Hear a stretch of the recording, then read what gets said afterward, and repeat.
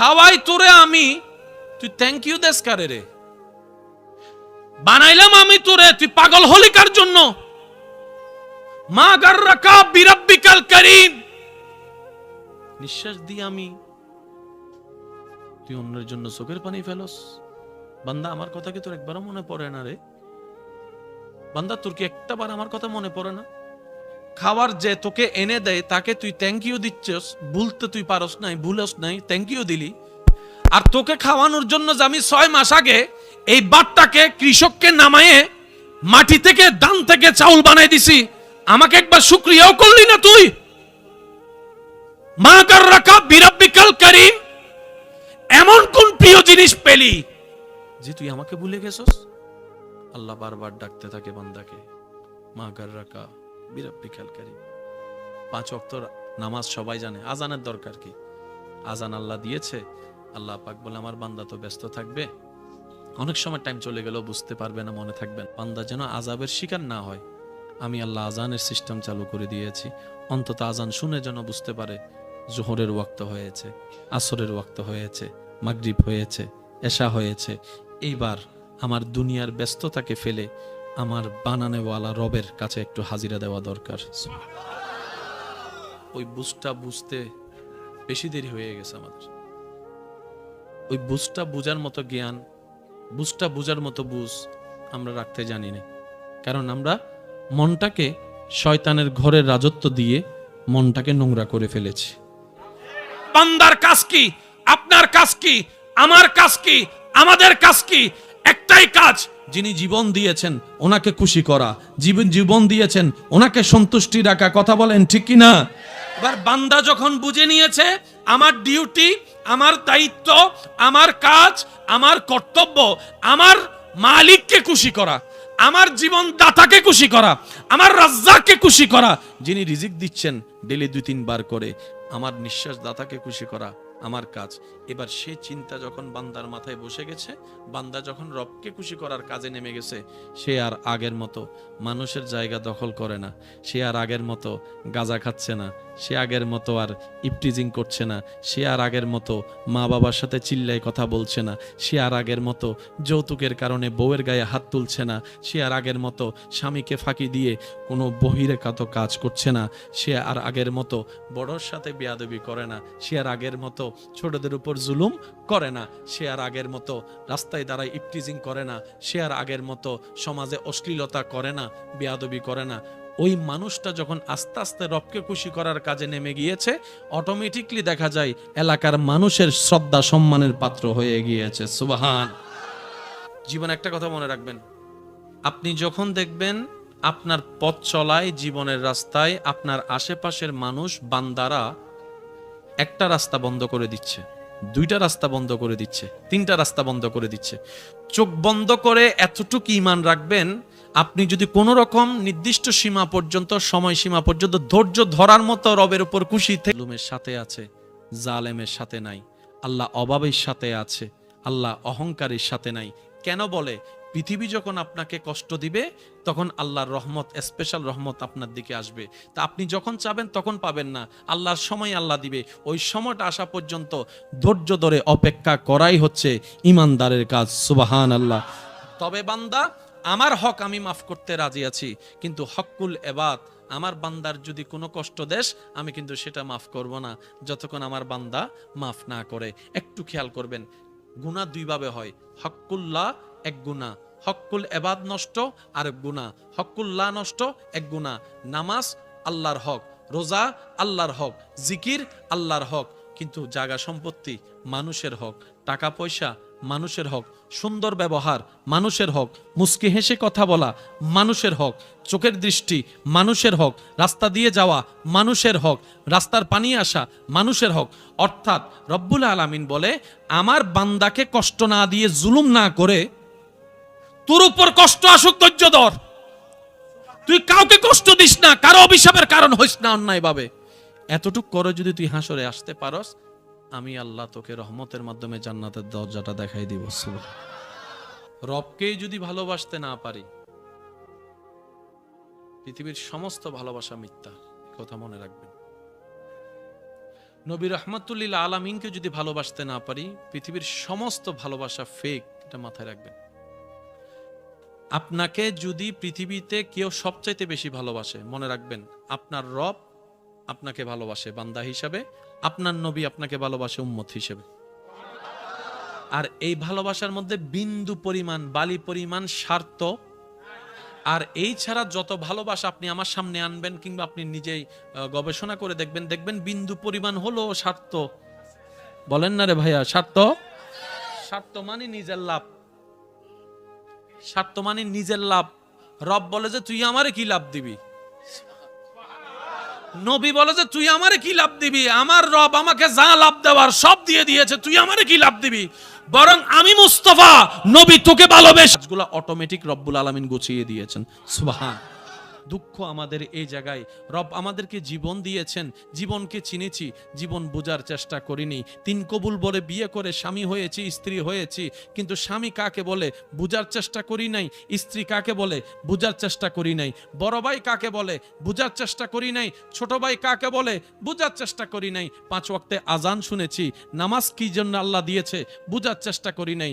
কিন্তু ওই বোঝার জিনিসটা না করলেও অন্যের দোষ ধরাকে টিকে বোঝার চেষ্টা করেছি, অন্যের দোষ খোঁজাকে ঠিকই বুঝার চেষ্টা করেছি। আওয়াজ দিয়ে বলেন ঠিক কিনা? অন্যের পিছে পিন কেমনে লাগাইতে হয় সেটা আপনার আমার বুঝা ভালো করে আছে।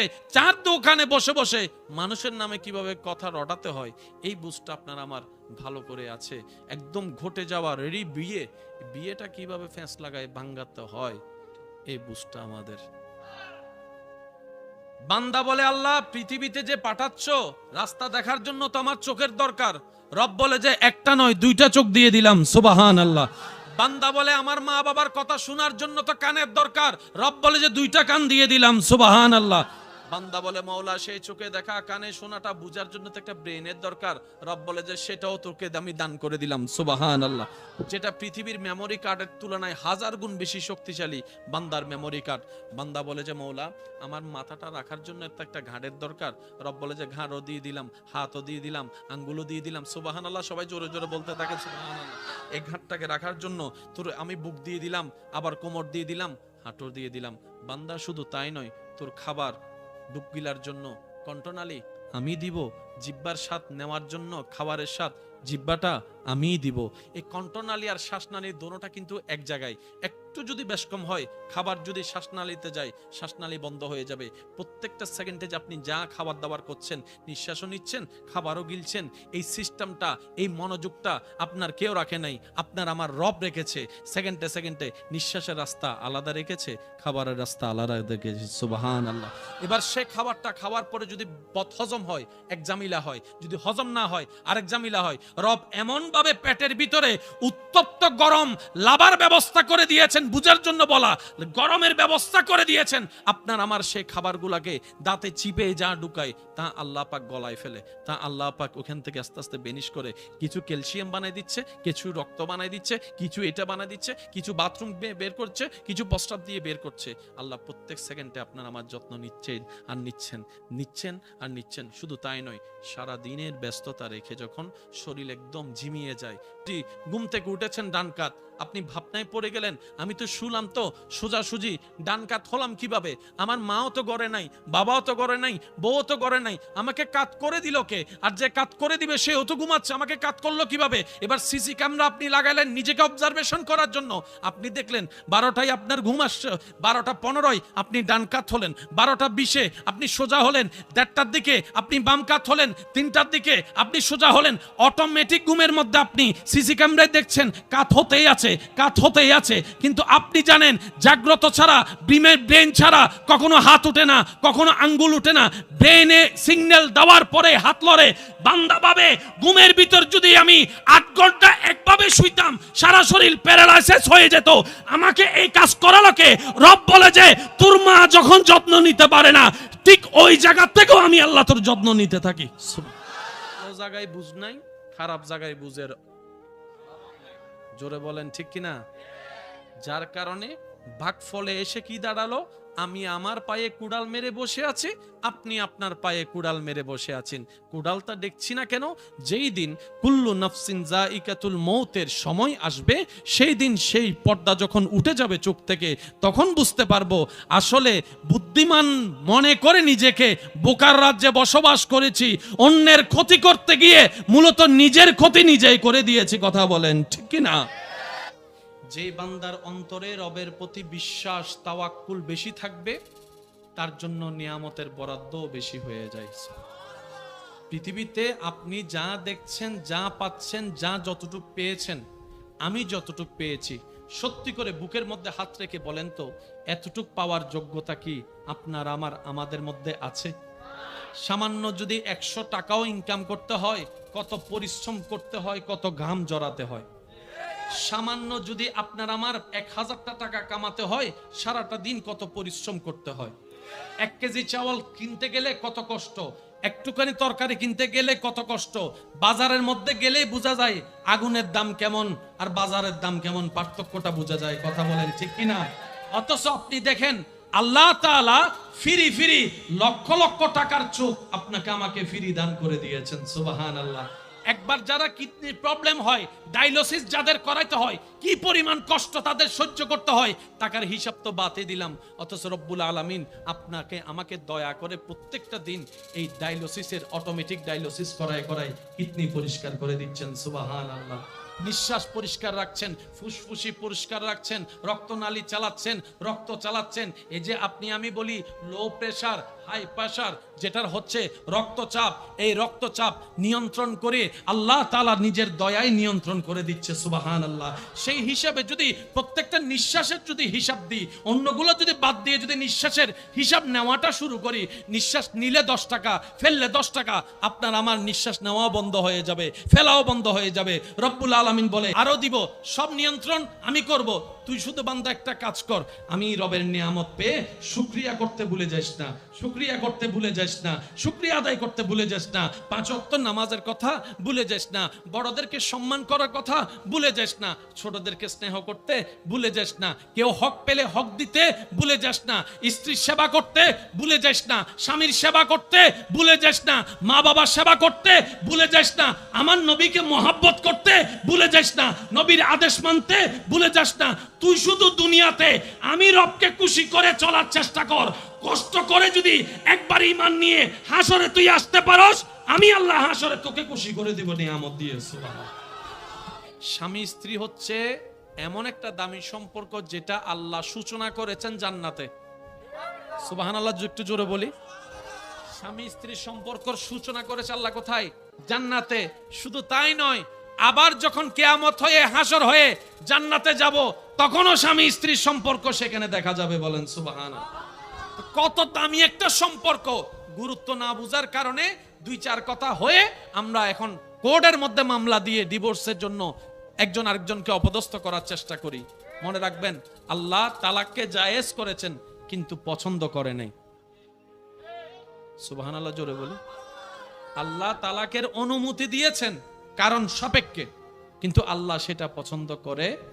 কোরআনের ভাষায় স্বামীর পোশাক স্ত্রী, স্ত্রীর পোশাক স্বামী, 1000 বার শুনেছি, কিন্তু আল্লাহ তাআলা আমাদেরকে মেসেজটা কি দিলেন? পোশাকের কাজ হচ্ছে লজ্জাস্থান ঢেকে রাখা। একটু জোরে বলেন না। আল্লাহ বলছেন, হে স্বামীরা তোমরা স্ত্রীদের জন্য পোশাক, হে স্ত্রীরা তোমরা স্বামীদের জন্য পোশাক। তার মানে তোমরা যেরকম পোশাক দিয়ে নিজেকে ডেকে রাখো, নিজের স্পট থাকলে ডেকে রাখো, স্বামীরা স্ত্রীদের দোষকে গোপন রেখে সমাজে ইজ্জতে রাখো। স্ত্রীগণ স্বামীদের দোষগুলোকে বাহিরে না বলে স্বামীকে ইজ্জতে রাখো। অর্থাৎ ও স্বামী, তোমরা স্ত্রীদেরকে মায়া মহব্বতে সম্মান দাও, স্ত্রীরা মায়া মহব্বত করে স্বামীকে সম্মান দাও। বলেন সুবহানাল্লাহ। নামাজ পড়লে কি লাভ কম বেশি জানি না, কে সবাই জানি। না পড়লে কেমন মায়ের আছে সেটাও জানি। আমাকে একটু বলতে পারেন কেন তারপরও মসজিদে মুসল্লি হয় না? আমাকে একটু কি বলতে পারবেন কেন তারপরও মসজিদে আসতে না পারলো অন্তত ঘরে নামাজ কেন কেউ পড়ি না? মনে রাখবেন, যারা নামাজকে জেনেছে তাদের সাথে নামাজের তেমন সম্পর্ক খুঁজে পাওয়া যায় না।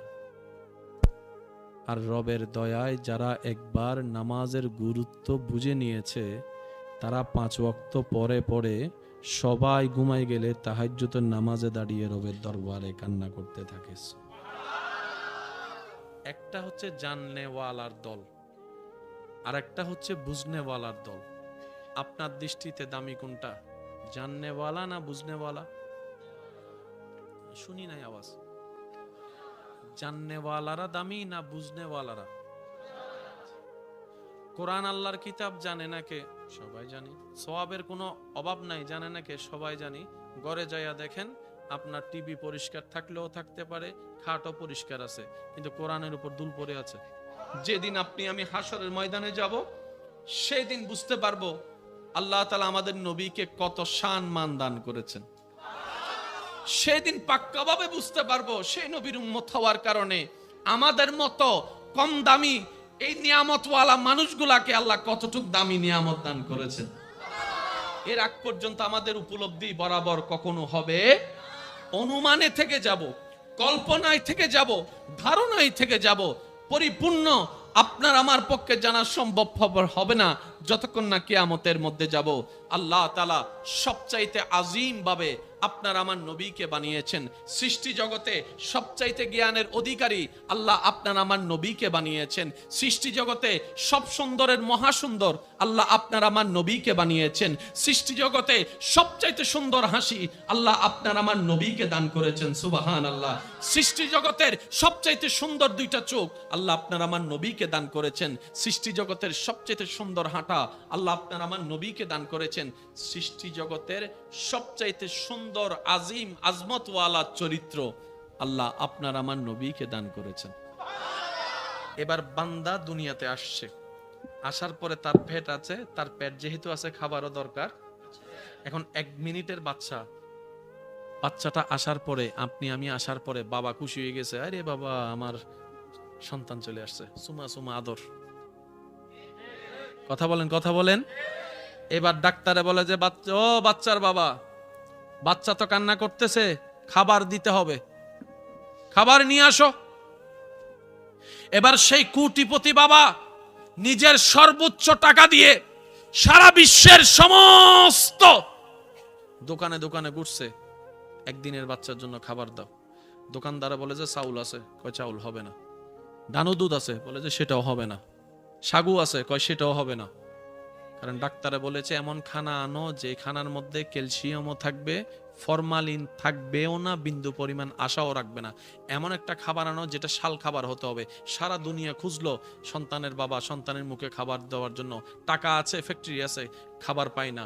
সারা বিশ্ব ঘুরে এসে যখন বাচ্চার কাছে এসে বসে মন খারাপ করে বসে আছে, বাচ্চার মা জিজ্ঞেস, তখন সন্তানের মা বলে যেই রব সন্তান দিয়েছে সেই রব তার খাবার ব্যবস্থাও করে দিয়েছে। সে যতক্ষণ আসে নাই ততক্ষণ এখানে দুধের কোনো অস্তিত্ব ছিল না। কি অলৌকিক ব্যাপার! সন্তান এদিকে ওয়া করে আওয়াজ করে দুনিয়াকে জানান দিয়েছে আমি এসেছি। আমি হঠাৎ করে দেখলাম আমার স্তনে কুদরতি ব্যবস্থাপনায় এমন পানীয় বের হচ্ছে যেটা দুধের মতো। ডাক্তারে যা যা কোয়ালিটি দরকার বলেছে সব মায়ের বুকের দুধের মধ্যে আল্লাহ ব্যবস্থা করে দিয়েছে। আল্লাহু আকবার।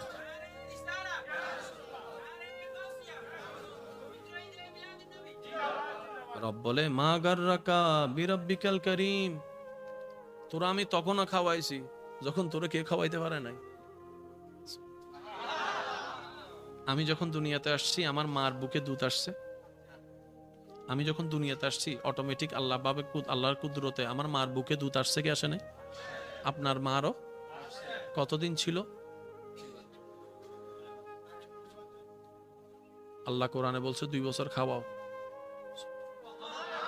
এবার ডাক্তারি WHO সংস্থা গবেষণা করে দেখে একটা বাচ্চাকে যে মা অন্তত ভালো করে 2টা বছর বুকের দুধ খাওয়াবে সেই বাচ্চার শরীরের যে হাড্ডি মজবুত থেকে অতি মজবুত হবে, ব্রেনটা শার্প থেকে বেশি শার্প হবে, দৃষ্টিশক্তি বেড়ে যাবে, অর্থাৎ দুনিয়াতে চলার জন্য বডি পারপাসে যা কিছু দরকার এগুলার বেশি বেশি উপকার হবে মায়ের বুকের দুধের মধ্যে, যেটা বাজারে পাওয়া ডানুর মধ্যে নাই। আল্লাহ আমাদেরকে এই কথাটা বুঝার তৌফিক দান করুক। অনেকে মনে করে কি দুধ, বাচ্চাকে দুধ খাওয়াতে গেলে শরীর নষ্ট হবে। শরীর এটার জন্য নষ্ট হয় না বোন, ভালো করে দেখেন অন্য কারণে শরীর নষ্ট হচ্ছে। লক্ষ লক্ষ কোটি বছর মারা সন্তানকে এইভাবে লালন পালন করেছে, বলেন না সুবহানাল্লাহ। ও নবী, হাজার বিপদে যারা আপত্তি না করে আমি রবের উপর সন্তুষ্টি থেকে ধৈর্য ধরেছে, সহ্য করেছে, তাদেরকে আমি রবের পক্ষ থেকে শুভ সংবাদ জানায় দেন। শুভ সংবাদ যদি রব জানায়, সংবাদটা কেমন হয়? সুবহানাল্লাহ। সেজন্য এই পৃথিবীতে সাকসেসের মুখটা তারাই দেখেছে যারা ধৈর্যের সাথে বন্ধুত্ব করেছে। ধৈর্যের কারণে আপনার ব্লাড প্রেশারও কন্ট্রোলে থাকবে, আপনার মেজাজ কন্ট্রোল থাকার কারণে আপনার শরীরের মধ্যে পরিবর্তন হবে না, হার্ট অ্যাটাক করারও তেমন আর কোনো সুযোগ। আল্লাহ আমাদের সবাইকে আমল করার তৌফিক দান করুক। আর একটু জোরে বলি, আল্লাহ তাআলা বলে, বান্দা 5 ওয়াক্ত নামাজ তোমাদেরকে আমি উপহার দিলাম। সুবহানাল্লাহ মনে হয় জোরে বলা যায়। কয় ওয়াক্ত? আর আমার নবী রাহমাতুল লিল আলামিনের উম্মত হওয়ার কারণে আমি আল্লাহ তোমাদেরকে একটু বেশি সুযোগ দিলাম, সেটা হচ্ছে পড়বা 5 ওয়াক্ত। আমি ফেরেশতাকে হুকুম দিলাম, আমি আল্লাহ তোমার আমল নামায় 50 ওয়াক্ত নামাজ আদায়ের সওয়াব লেখার ব্যবস্থা হবে। তুমি যখন ফজর আদায় করে জোহর আদায়ের নিয়ত করবা, ফজরের নামাজ পড়ে বের হওয়ার সময় জোহর আদায়ের নিয়ত করবা। জোহর আসতে প্রায় অনেক ঘন্টা বাকি, কিন্তু আমি রব ফেরেশতাকে হুকুম দিলাম, নবী মুস্তাফার উম্মত নিয়ত করলেই নেক আমলের সওয়াব লিখতে থাকা শুরু করে দিও। সুবহান। যখন তুমি জোহরের নামাজ আদায় করবা, এটার আলাদা বেনিফিট তোমাকে দেওয়া হবে, তার চাইতে আরো কল্যাণকর বেনিফিট তোমার জন্য রাখা হবে। সেটা কি? ফজর এবং জোহরের মাঝখানে তোমার জানা অজানায় যদি কোনো করা ভুল হয়ে থাকে, গুনার ফেরেশতা যদি লিখে থাকে, জোহর আদায় করার সাথে সাথে আমি আল্লাহ কুদরতি ব্যবস্থাপনায় মাঝখানের গুনাহটা মোচন করে দিব, মাফ করে দিব। সুবহানাল্লাহ। সৃষ্টি জগতে প্রতিটি সৃষ্টি আপন সৃষ্টিকর্তার দেওয়ার নিয়মের বিধানের সীমানার এক চুল আগেও যায় না, এক চুল পিছনেও যায় না। জোরে বলি না সুবহানাল্লাহ। আল্লাহ যে সৃষ্টিকে যতটুক দায়িত্ব দিয়েছেন, সে দায়িত্বের কখনো অবহেলা, জোরে বলেন না, অবহেলা করেন। পূর্ব দিকে উঠা সূর্য কখনো দক্ষিণ দিকে উঠে নাই, উঠবেও না। রব যাকে যতটুক টাইম বরাদ্দ দিয়েছেন ওই টাইমের মধ্যেই উঠে, ওই টাইমের মধ্যেই ডুবে। সৃষ্টি জগতে সৃষ্টিকর্তার অবাধ্যের লিস্টে যদি ধরা হয়, তাদের মধ্যে আমি আপনি আমরাই হচ্ছে অন্যতম যারা স্রষ্টার কথা মেনে চলি। চিন্তা করে আমি গেলে তাদের মাহফিলটা নষ্ট হবে, বিয়ে বাড়ি নষ্ট হবে, চিন্তা। রব্বুল আলামিন প্রত্যেকটা সৃষ্টিকে একটা নিয়ম বেঁধে দিয়েছেন। আমি আমার আওয়াজ যতটুকু পৌঁছাচ্ছে, আমি সবার কাছে নিবেদন রাখব, প্রত্যেকটা শব্দ একটু মনের কান দিয়ে শোনার চেষ্টা করবেন। কে এগুলা? কে কে?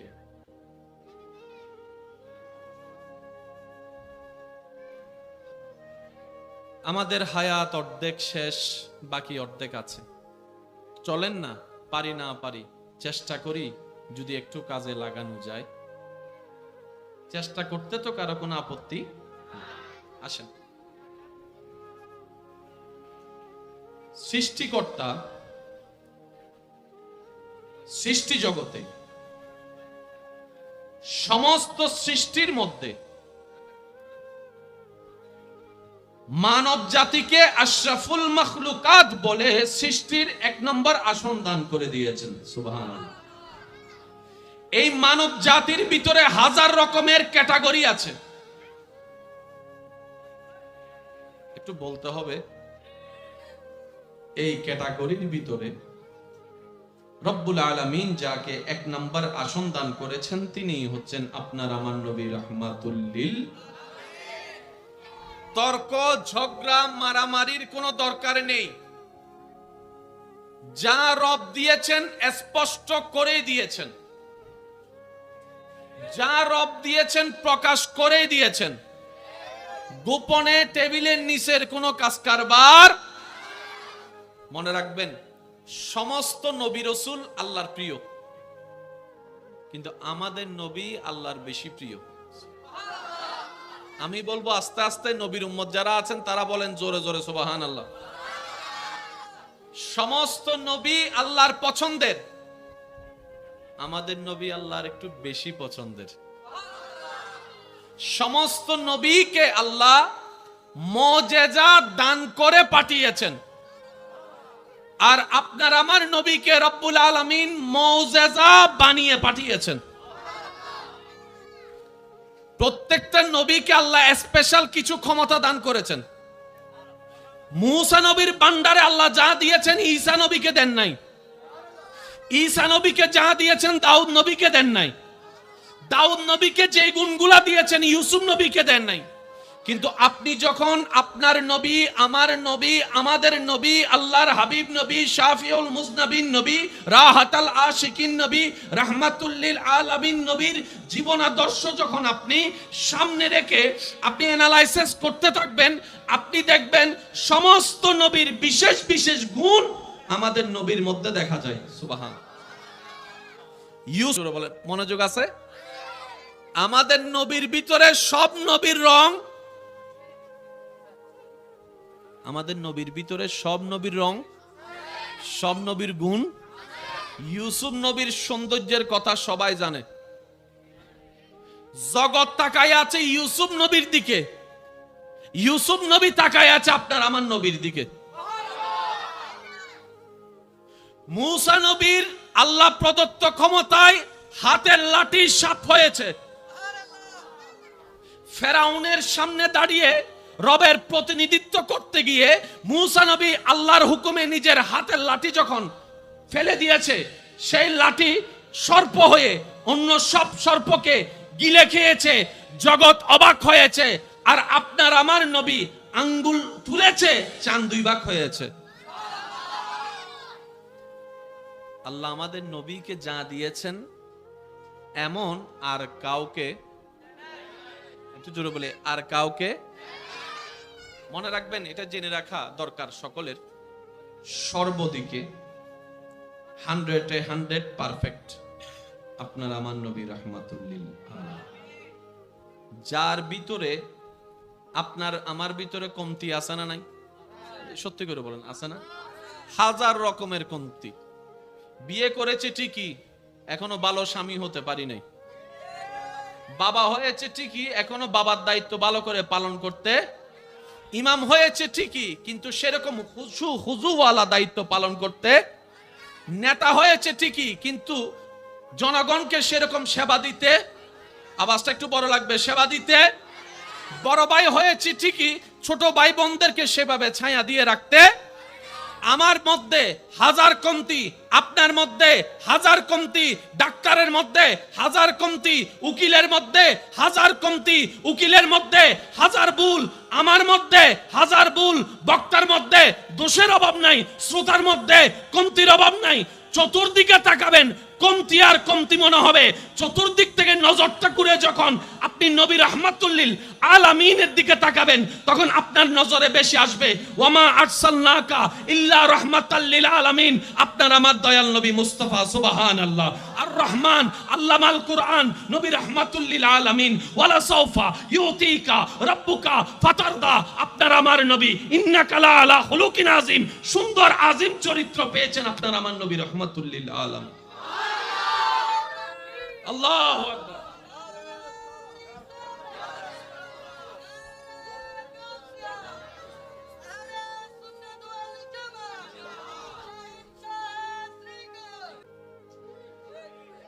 মার্কেটে প্রোডাক্ট নাই, ফ্যাক্টরি বানাই নাই, হাজার তল্লাশি করে সময় নষ্ট হবে। প্রোডাক্ট পাওয়া যাবে। যারা বলেন প্রোডাক্ট পাওয়া যাবে। এবার আসুন, একজন মানুষের ভিতরে যত গুণ থাকা দরকার, ভালো মানুষের ভিতরে জ্ঞান থাকার দরকার আছে না নাই? এবার বলেন সবার জ্ঞান কি এক সমান? একটা ভালো মানুষের ভিতরে সুন্দর কথাবার্তা থাকার দরকার আছে না নাই? সুন্দর হাসি মুখ থাকার দরকার আছে না নাই? সুন্দর চেহারা দরকার আছে না নাই? সুন্দর চরিত্র থাকার দরকার আছে না নাই? আপনি আমি কোনো না কোনো জায়গায় 100-এ 60 পাই, 100-এ 40 পাই, 100-এ 20 পাই। আপনার আমার নবী সব বিষয়ে 100-এ 100। একটু জোরে যদি বলা যায় সুবহানাল্লাহ। মেয়ের বাবা যারা আছেন তারা হাত তুললে জিজ্ঞেস করবে, ভাই মেয়ের বাপ হয়েছি এখনো হক বালা করে আদায় করতে পারি নাই। নবীও মেয়ের বাবা, আপনি আমিও মেয়ের বাবা, কিন্তু নবীর মতো একজন বাবা এনে দেখান। জোরে বলেন না। নবীর মতো একজন ইমাম এনে দেখান, নবীর মতো একজন অভিভাবক এনে দেখান, নবীর মতো একজন স্বামী এনে দেখান। আর একটু জোরে বলেন না। আপনি আমি যতই ভালো হই না কেন, বউয়ের কাছে মন পাওয়া যায় না। জোরে জোরে বলেন না। আম্মা জান আয়েশা সিদ্দিকা রাদিয়াল্লাহু তাআলা আনহাকে জিজ্ঞেস করা হচ্ছে, আপনার চোখে নবী রাহমাতুল লিল আলামিনকে আপনি কেমন দেখেছেন? আম্মা জান আয়েশা সিদ্দিকা কত চমৎকার ভাবে উত্তর দেয়, বলে যে কোরআন যেটা তুমি দেখেছো, কোরআন যেটা পড়েছো, কোরআন যেটা শুনেছো, ওই কোরআনের বাস্তব ফটোকপি দেখতে যদি মন চায়, নবী রাহমাতুল লিল আলামিনের জীবনীকে দেখো। বলেন সুবহান। কত চমৎকার কথা। সেজন্য আল্লাহ তাআলা সবচাইতে স্পেশাল বানিয়েছেন আপনার আমার নবী রাহমাতুল লিল আলামিনকে। সুবহানাল্লাহ বলি। আমার দৃষ্টিতে কি জানেন, আমাদের জীবনের সবচাইতে বড় সৌভাগ্য কি? সবচাইতে বড় সৌভাগ্য হচ্ছে আল্লাহ তাআলা আমাদেরকে আশরাফুল মখলুকাতের মধ্যে প্রবেশ করার সুযোগ দিয়েছেন। তারপর বড় সৌভাগ্য হচ্ছে আল্লাহ তাআলা আপনাকে আমাকে নবী রাহমাতুল লিল আলামিনের উম্মত হওয়ার সুযোগ দিয়েছেন। সুবহানাল্লাহ একটু জোরে বলি। এই নবীর উম্মত হয়ে দাম যে কত বেশি হয়েছে, সেই নবীর মর্যাদা যে কত, এই কথা মনে রাখবেন। যতক্ষণ আমরা হাসরে যাব না, এটার পরিপূর্ণ উত্তর আপনার আমার পক্ষে পাওয়া সম্ভব।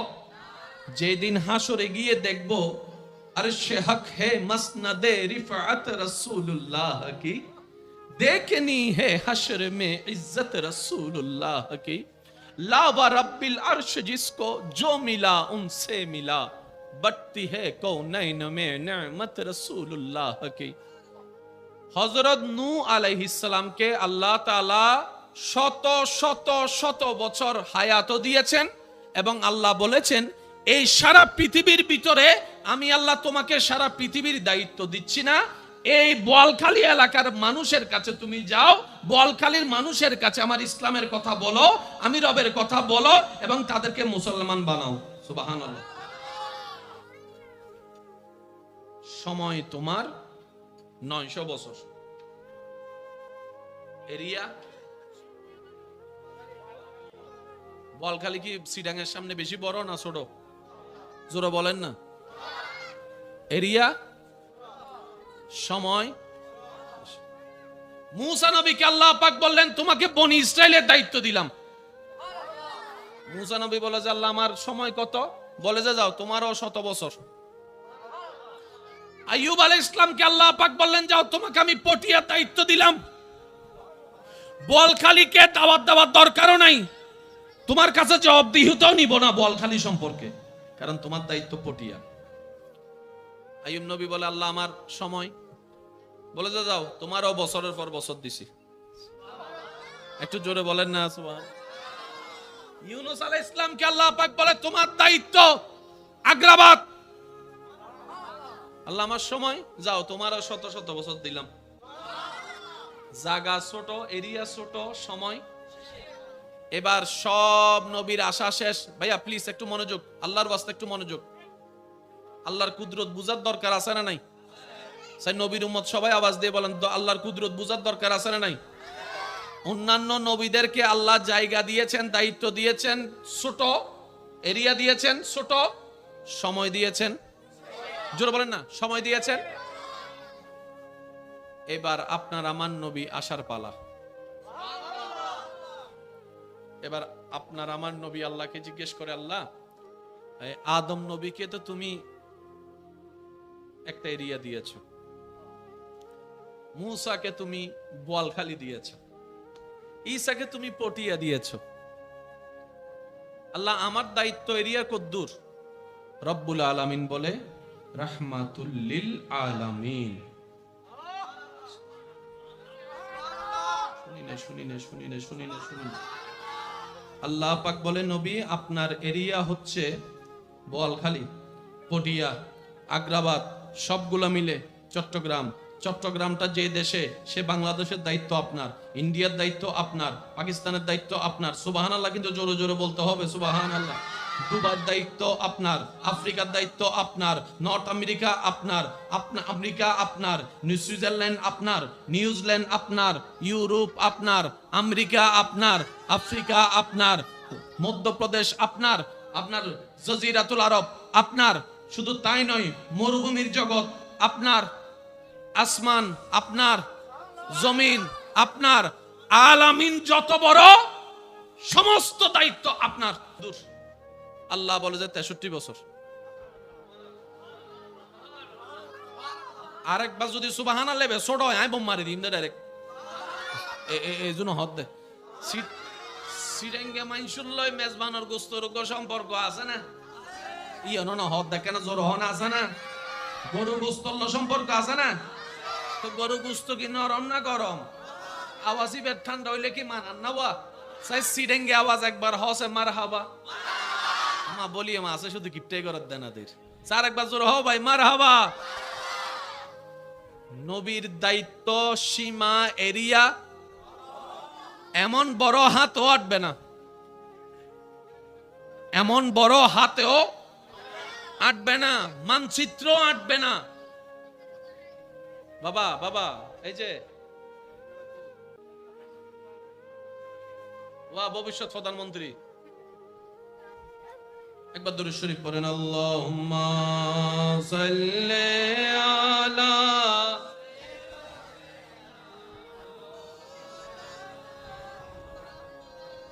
ওয়া আলা আলি।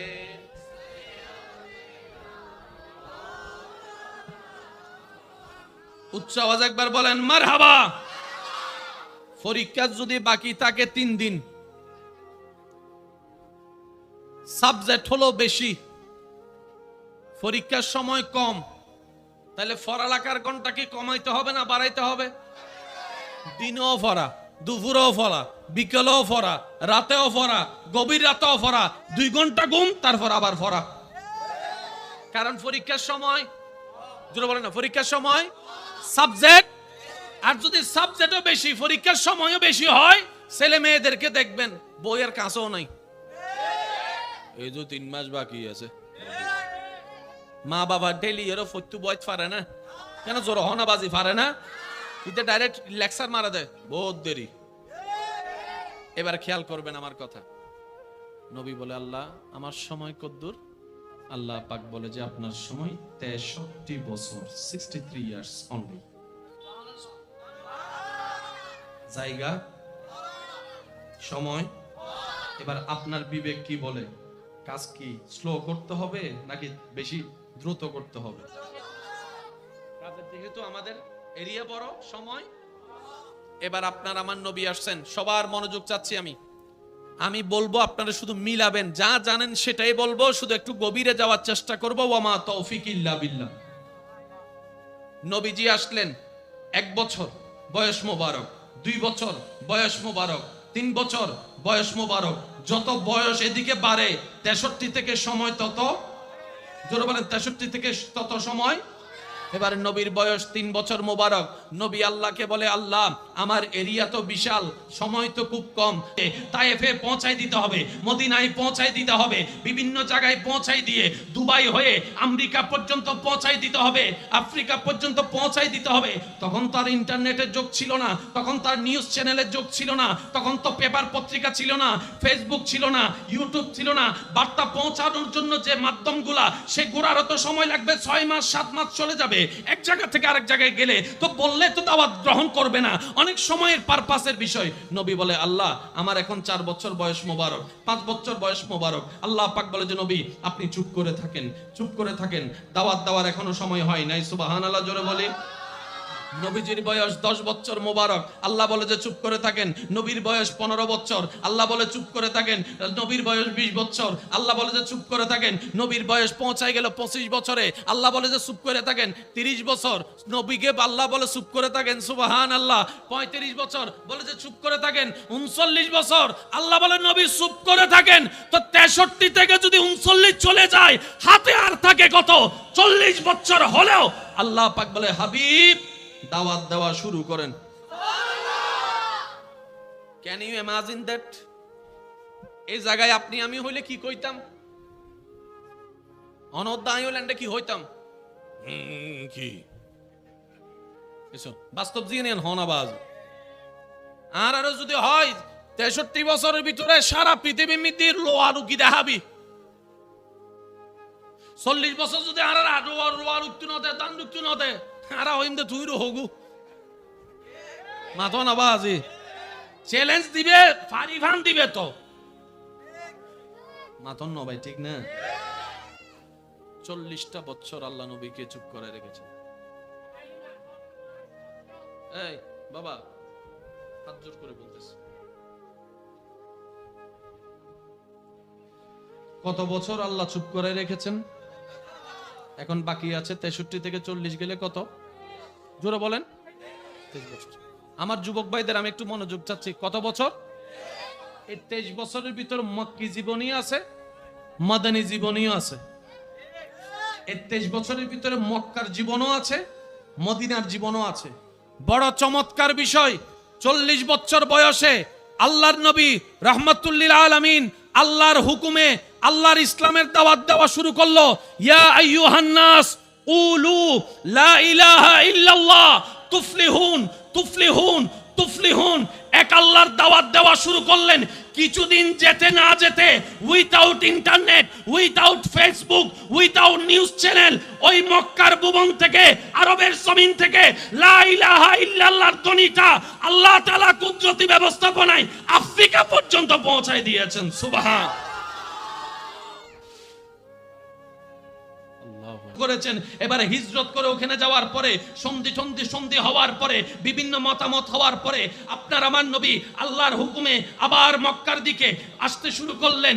যাওয়ার সময় ছিল 2 জন 3 জন অল্পজন, আসার সময় নবীর বাহিনীতে যোগ হয়ে গেল 10,000 মুসলমান, 10,000 মুসলমান। সুবহানাল্লাহ, 10,000 মুসলমান। নবীর সেই মক্কা বিজয়ের দিন নবীর বাহিনী নিয়ে মক্কার ভুবনে আসতে দেখে, মক্কায় যারা নবীকে আহত করেছে, কষ্ট দিয়েছে, পানি বন্ধ করেছে, খাবার বন্ধ করেছে, তারা ভয়ে পালাতে শুরু করেছে। আজকে মোহাম্মদ তো তখন একা ছিল, কিছু করতে পারে নাই। আজকে মোহাম্মদের হাজার হাজার সৈন্য হয়েছে, আমাদেরকে প্রতিশোধ নিবে, আমাদেরকে মেরে ফেলবে, আমাদেরকে আঘাত করবে। জোরের মন পুলিশ এই চিন্তা নিয়ে তারা পালাতে লাগলো। নবী মুস্তাফা বীর বেশে যে মক্কা থেকে বের করে দিয়েছে নবীকে, সেই নবী আবার মক্কার মধ্যে মাথা উঁচু করে আসতে শুরু করেছে। সময় এখনো শেষ হয় নাই। হাজার হাজার মুসলমান আবার ছুটছে মক্কা থেকে, চলে গেছে পুরা আরব হয়ে আফ্রিকায়, মিশরে, রাশিয়ায়, হিন্দুস্তানে। এটাও কিন্তু হিন্দুস্তান, কথা বলে না। আমার যুবক ভাইরা আমার চাইতে আরো ভালো জানে। দেশ হয়েছে পরে, আগে এই পুরাটাকে একসাথে বলা হতো হিন্দুস্তান।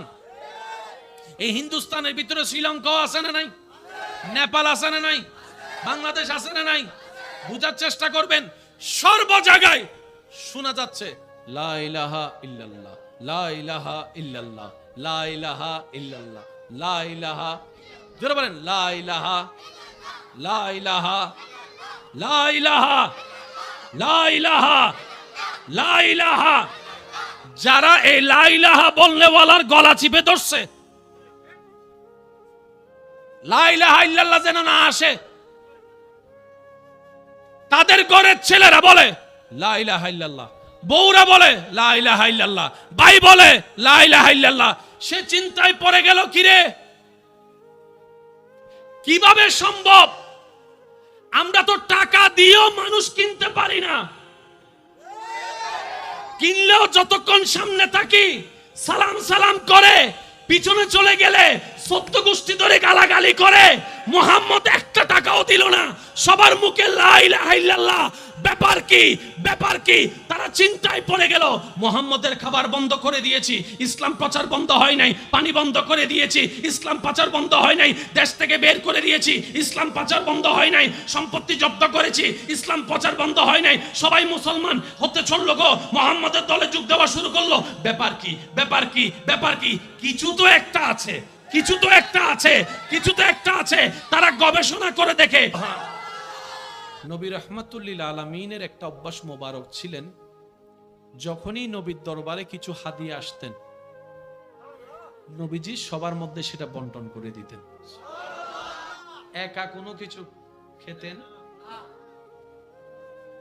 একদিন এক আশেক নবীর জন্য কিছু আঙ্গুর নিয়ে আসছে,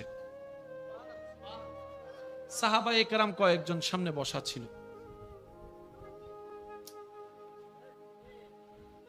এই যে এটিএন নিউজের সাংবাদিক, একবার বলি মারহাবা। নবীজির সামনে আঙ্গুর নিয়ে আসলেন। কি নিয়ে আসলেন? উনি দিলেন বড় আশা করে যে নবীজি সেখান থেকে আঙ্গুর খাবেন আমার চোখের সামনে। সুবহানাল্লাহ। আমার ভাইদেরকে, মা বোনদেরকে দেখবেন, কারোর জন্য কিছু খাবার নিয়ে গেলে মনে একটা আশা জাগে যে আমার সামনে খাক, একটু হলো খাক। যে রান্না করে তার সামনে যখন কেউ খায়, খেয়ে শান্তি পায়, যে রান্না করে তার সারা দিনের কষ্ট সে ভুলে যায়, ঠিক না? তো নবীজি রহমাতুল্লিল আলামিনের দরবারে যখন হাদিয়াটা দিলেন আঙ্গুরটা, নবী রহমাতুল্লিল আলামিন আঙ্গুর নিয়ে নবুয়তের হাতে একটা আঙ্গুর নিয়ে খাওয়া শুরু করলেন। সুবহানাল্লাহ। সাহাবায়ে কেরাম আশেপাশে যারা আছে ওনারা তো জানে নবী একা কোনো কিছু খায় না, সবাইকে দিয়েই খায়। নবী একটা খাওয়ার পরে সাহাবারা আশা করছেন নবী আমাদেরকে দিবেন, দেখে যে না, নবী আর দিচ্ছে না, নিজেই খাওয়া শুরু করলেন। মানুষটা দাঁড়ায় আছে, নবী খাইতে আছেন, নবী খাওয়া শুরু করলেন, খেতেই আছেন। উনি দেখে দেখে খুশি হতেই আছেন, আনন্দিত হতেই আছেন। সুবহানাল্লাহ। যে আমার নবী আমার তোফা কবুল করেছে এবং কত মজা করে খাচ্ছে দেখি, মাশাআল্লাহ। খেতেই আছে। সাহাবায়ে কেরাম অবাক, কিরে আমার নবী তো কোনোদিন একা কিছু, জোরে বলেন না, একা কিছু খাই না, আজকে দেখি আমার নবী একাই খাচ্ছেন। সাহাবায়ে কেরাম বলে নিশ্চয়ই এখানে কোনো একটা কারণ। সাহাবায়ে কেরাম আরজ করলেন, সাহাবায়ে কেরাম আরজ করলেন, ইয়া রাসূলুল্লাহ, এমন দৃশ্য তো আমরা কখনো দেখি নাই, আপনি আমাদেরকে না দিয়ে একা খাবেন, এমন তো দেখি নাই, নিশ্চয় কোনো কারণ তো আছে, ইয়া রাসূলুল্লাহ কারণটা জানতে চাই। সুবহানাল্লাহ। এবারে নবীজি যে কথাটা বলেছেন, নবীর সকল উম্মত যে যেখান থেকে শুনছেন একটু মনের কান দিয়ে শুনবেন। নবীজি বলছেন উনি যখন তোহফাটা এনেছে, আঙ্গুরটা এনেছে, বড় আশা নিয়ে এনেছে আমার জন্য, আমি খাবো সে আশায়। আমি নবী একটা খাওয়ার পরে দেখলাম আঙ্গুরটা টকের জন্য খাওয়া যাচ্ছে না, আঙ্গুরটা টকের জন্য খাওয়া যাচ্ছে না। আর ফল ফলাদি তো বাহির থেকে বোঝা যায় না কোনটা মিষ্টি কোনটা টক। উনি বড় আশা করে মন নিয়ে এসেছে আমার কাছে, আঙ্গুর একটা খাওয়ার পরে দেখলাম যে এটা টক, মারাত্মক টক। আমি যদি অন্য দিনের মতো তোমাদেরকে দিতাম, তোমরা স্বাভাবিকভাবে মানুষ হিসেবে ওই টকের প্রকাশটা করে ফেলতা, চেহারা দিয়ে প্রকাশ পেত, কিংবা মুখের আওয়াজ দিয়ে প্রকাশ পেত, কিংবা তুমি মুখেও বলে ফেলতা ইয়া রাসূলুল্লাহ টকের কারণে খাওয়া যাচ্ছে না। যে এনেছে তার মনটা ভেঙে যেত, তার মন ব্যথিত হয়ে যেত।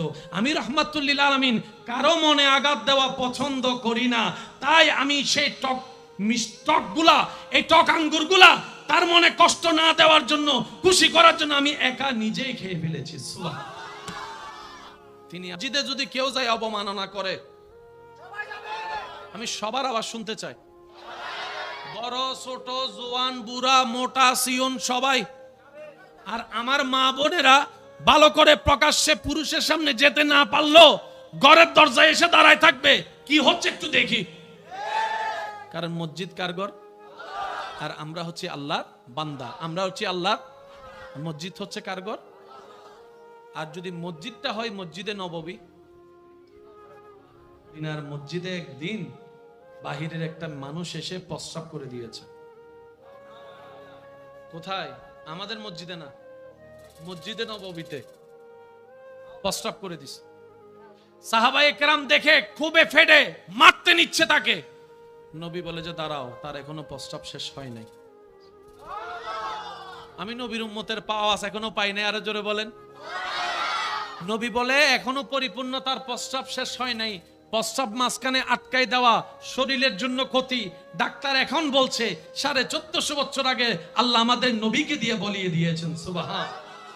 সাহাবায়ে কেরাম অবাক, ইয়া রাসূলুল্লাহ, এক তো সে মসজিদে প্রবেশ করেছে, দ্বিতীয়ত সে প্রস্রাব করছে, আপনি তাকে আরো প্রস্রাব করার সুযোগ দিচ্ছেন, ব্যাপার তো বুঝলাম না। নবী বলে যে দাঁড়াও, ওকে প্রস্রাব শেষ করতে দাও।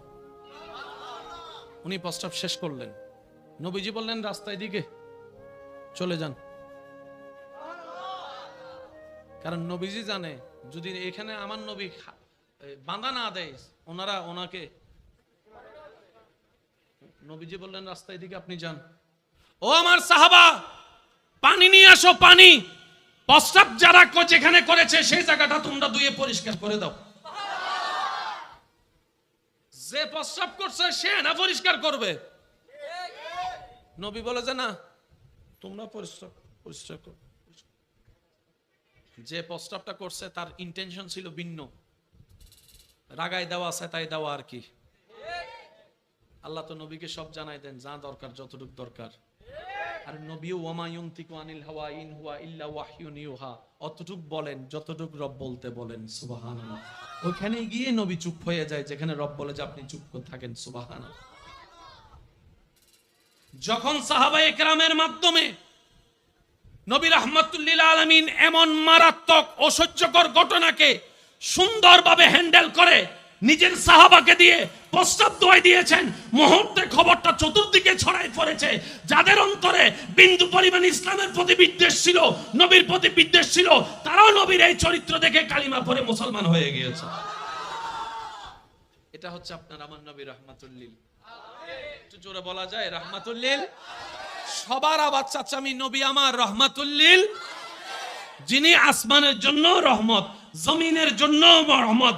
যারা মানে তাদের জন্য। পেটের ভাইকে সহ্য করতে পারি না, আপনি আমি নিজের মার পেটের বোনকে সহ্য করতে পারি না। আর আপনার আমার নবী দুধ মাকে পর্যন্ত মাথায় তুলেন, এইভাবে নিজের চাদর বিছাই দিয়েছেন। নবী বলতেন এটাই আমার মা হালিমা, এটাই আমার মা হালিমা, এটাই আমার মা হালিমা। আমাকে জন্ম দেয় নাই, পেটে রাখে নাই, শুধু দুধ খাওয়াইছে। মনে রাখবেন, অল্প সময়ে সারা বিশ্বে শ্রদ্ধার সাথে, ভক্তির সাথে, প্রেমের সাথে ইসলাম ধর্ম ছড়ায় যাওয়ার যতটুক কারণ, ইসলাম ধর্মে মানুষ নিজের ধর্ম ত্যাগ করে এসে যাওয়ার অন্যতম কারণ হচ্ছে নবী রাহমাতুল লিল আলামিনের সুন্দর আদর্শ, সুন্দর চরিত্র সবার অন্তর জয় করে নিয়েছে। 40 বছর পর্যন্ত আল্লাহ নবীকে কি করায় রাখছে? একটু জোরে বলি, কয় বছর বাকি আছে? কত বছর? এই 23 বছরে খবর ছড়াই গেছে।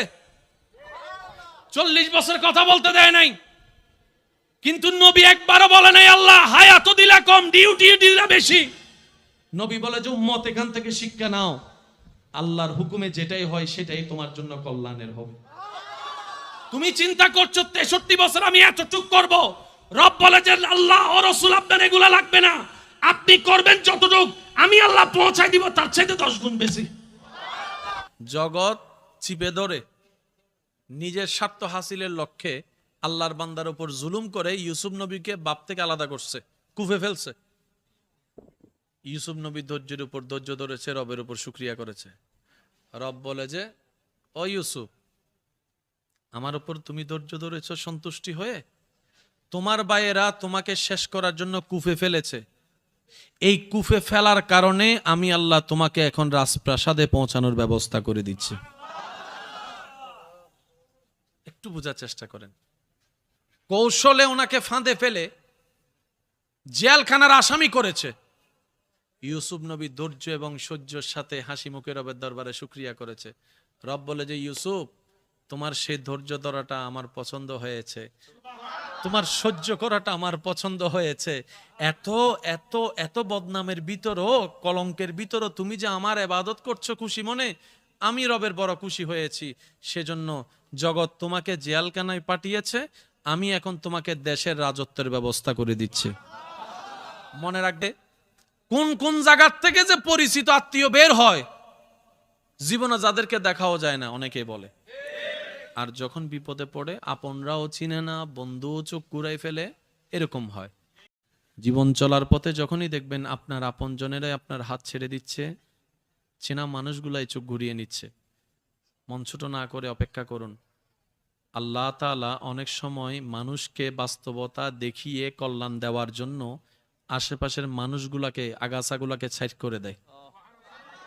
যখন দেখবেন আপনার মানুষ পরিচিতরাই হাত ছেড়ে দিচ্ছে, তখন এতটুক ভেবে মনকে সান্ত্বনা দিবেন এবং খুশি হবেন, আমার আল্লাহ আমাকে সরাসরি সাহায্য করার রাস্তা খুলে দিচ্ছে। সুবহান। রবের বান্দা কখনো হারে না, রবের বান্দা কখনো পরাজিত হয় না। রবের বান্দাদেরকে রব এমন দয়া করে, দুনিয়ার থেকে যাওয়ার পরও হাজার মানুষের অন্তরে ওনাদের জন্য ভালোবাসা এবং শ্রদ্ধার ব্যবস্থা করে দেয়। সুবহান। খাওয়াই তোরে আমি, তুই থ্যাংক ইউ দেশ কারে রে? বানাইলাম আমি তোরে, তুই পাগল হলি কার জন্য? মা গাররাকা বিরাব্বিকাল কারীম, নিঃশ্বাস দিয়ে আমি, তুই অন্যের জন্য চোখের পানি ফেলস। বান্দা, আমার কথা কি তোর একবারও মনে পড়ে না রে? বান্দা, তোর কি একটাবার আমার কথা মনে পড়ে না? খাবার যে তোকে এনে দেয় তাকে তুই থ্যাংক ইউ দিচ্ছস, ভুলতে তুই পারস নাই, ভুলস নাই, থ্যাংক ইউ দিলি। আর তোকে খাওয়ানোর জন্য যে আমি 6 মাস আগে এই বাটটাকে কৃষককে নামায়ে মাটি থেকে, ধান থেকে চাউল বানাই দিছি, আমাকে একবার শুকরিয়াও করলি না তুই? মা গাররাকা বিরাব্বিকাল কারীম, এমন কোন প্রিয় জিনিস পেলি যে তুই আমাকে ভুলে গেছস? আল্লাহ বারবার ডাকতে থাকে বান্দাকে, মা গাররাকা বিরাব্বিকাল কারীম। 5 ওয়াক্ত নামাজ সবাই জানে, আজানের দরকার কি? আজান আল্লাহ দিয়েছে, আল্লাহ পাক বলে আমার বান্দা তো ব্যস্ত থাকবে, অনেক সময় টাইম চলে গেলেও বুঝতে পারবে না, মনে থাকবে না। বান্দা যেন আযাবের শিকার না হয়, আমি আল্লাহ আজানের সিস্টেম চালু করে দিয়েছি। অন্তত আজান শুনে যেন বুঝতে পারে জোহরের ওয়াক্ত হয়েছে, আসরের ওয়াক্ত হয়েছে, মাগরিব হয়েছে, এশা হয়েছে।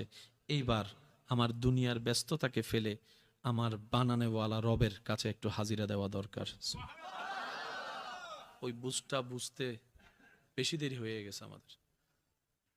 ওই বুঝটা বুঝার মতো জ্ঞান, বুঝটা বুঝার মতো বুঝ আমরা রাখতে জানি না। কারণ আমরা মনটাকে শয়তানের ঘরের রাজত্ব দিয়ে মনটাকে নোংরা করে ফেলেছি। বান্দার কাজ কি? আপনার কাজ কি? আমার কাজ কি? আমাদের কাজ কি? একটাই কাজ, যিনি জীবন দিয়েছেন ওনাকে খুশি করা, জীবন দিয়েছেন ওনাকে সন্তুষ্টি রাখা। কথা বলেন ঠিক কি না? এবার বান্দা যখন বুঝে নিয়েছে আমার ডিউটি, আমার দায়িত্ব, আমার কাজ, আমার কর্তব্য আমার মালিককে খুশি করা, আমার জীবন দাতাকে খুশি করা, আমার রাজ্জাককে খুশি করা, যিনি রিজিক দিচ্ছেন ডেলি 2-3 বার করে, আমার নিঃশ্বাস দাতাকে খুশি করা আমার কাজ। এবার সেই চিন্তা যখন বান্দার হাত তুলছে না, সে আর আগের মতো স্বামীকে ফাঁকি দিয়ে কোনো বহিরেকাত কাজ করছে না, সে আর আগের মতো বড়র সাথে বেয়াদবি করে না, সে আর আগের মতো ছোটদের উপর জুলুম করে না, সে আর আগের মতো রাস্তায় দাঁড়ায় ইপটিজিং করে না, সে আর আগের মতো সমাজে অশ্লীলতা করে না, বেয়াদবি করে না। ওই মানুষটা যখন আস্তে আস্তে রবকে খুশি করার কাজে নেমে গিয়েছে, অটোমেটিকলি দেখা যায় এলাকার মানুষের শ্রদ্ধা সম্মানের পাত্র হয়ে গিয়েছে। সুবহান। জীবন একটা কথা মনে রাখবেন, আপনি যখন দেখবেন আপনার পথ চলায়, জীবনের রাস্তায় আপনার আশেপাশের মানুষ বান্দারা একটা রাস্তা বন্ধ করে দিচ্ছে, 2টা রাস্তা বন্ধ করে দিচ্ছে, 3টা রাস্তা বন্ধ করে দিচ্ছে, চোখ বন্ধ করে এতটুকু ঈমান রাখবেন, আপনি যদি কোনো রকম নির্দিষ্ট সীমা পর্যন্ত, সময় সীমা পর্যন্ত ধৈর্য ধরার মতো রবের উপর খুশি থেকে ধৈর্য ধরতে পারেন, যারা 3টা রাস্তা বন্ধ করে দিয়েছে তাদের রব আপনার জন্য 30টা রাস্তা খুলে দিবে। সুবহান। আল্লাহ তাআলা এই সময়গুলোকে খুব নিয়ামত দান করে।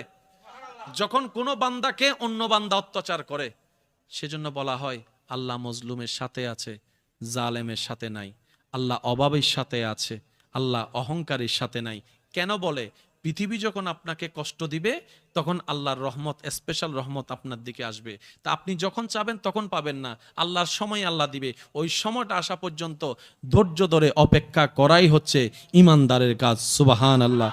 তবে বান্দা, আমার হক আমি মাফ করতে রাজি আছি, কিন্তু হকুল এবাদ, আমার বান্দার যদি কোনো কষ্ট দেশ, আমি কিন্তু সেটা মাফ করব না যতক্ষণ আমার বান্দা মাফ না করে। একটু খেয়াল করবেন, গুনাহ দুইভাবে হয়। হকুল্লাহ এক গুনাহ, হকুল এবাদ নষ্ট আরেক গুনাহ। হকুল্লাহ নষ্ট এক গুনাহ। নামাজ আল্লাহর হক, রোজা আল্লাহর হক, জিকির আল্লাহর হক, কিন্তু জায়গা সম্পত্তি মানুষের হক, টাকা পয়সা মানুষের হক, সুন্দর ব্যবহার মানুষের হক, মুস্কি হেসে কথা বলা মানুষের হক, চোখের দৃষ্টি মানুষের হক, রাস্তা দিয়ে যাওয়া মানুষের হক, রাস্তার পানি আসা মানুষের হক।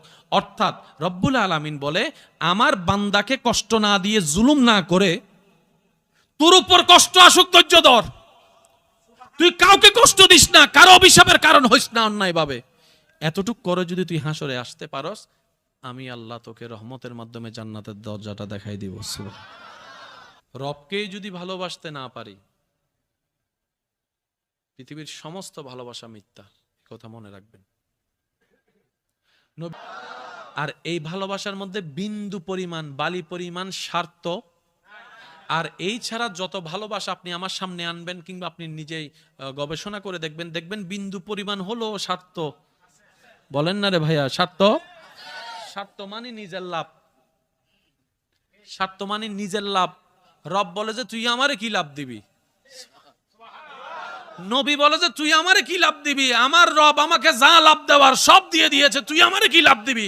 বরং আমি মুস্তাফা নবী তোকে ভালোবেসে হাসরের ময়দানে তোকে জাহান্নাম থেকে জান্নাতে যাওয়ার জন্য রবের দরবারে সুপারিশ করব।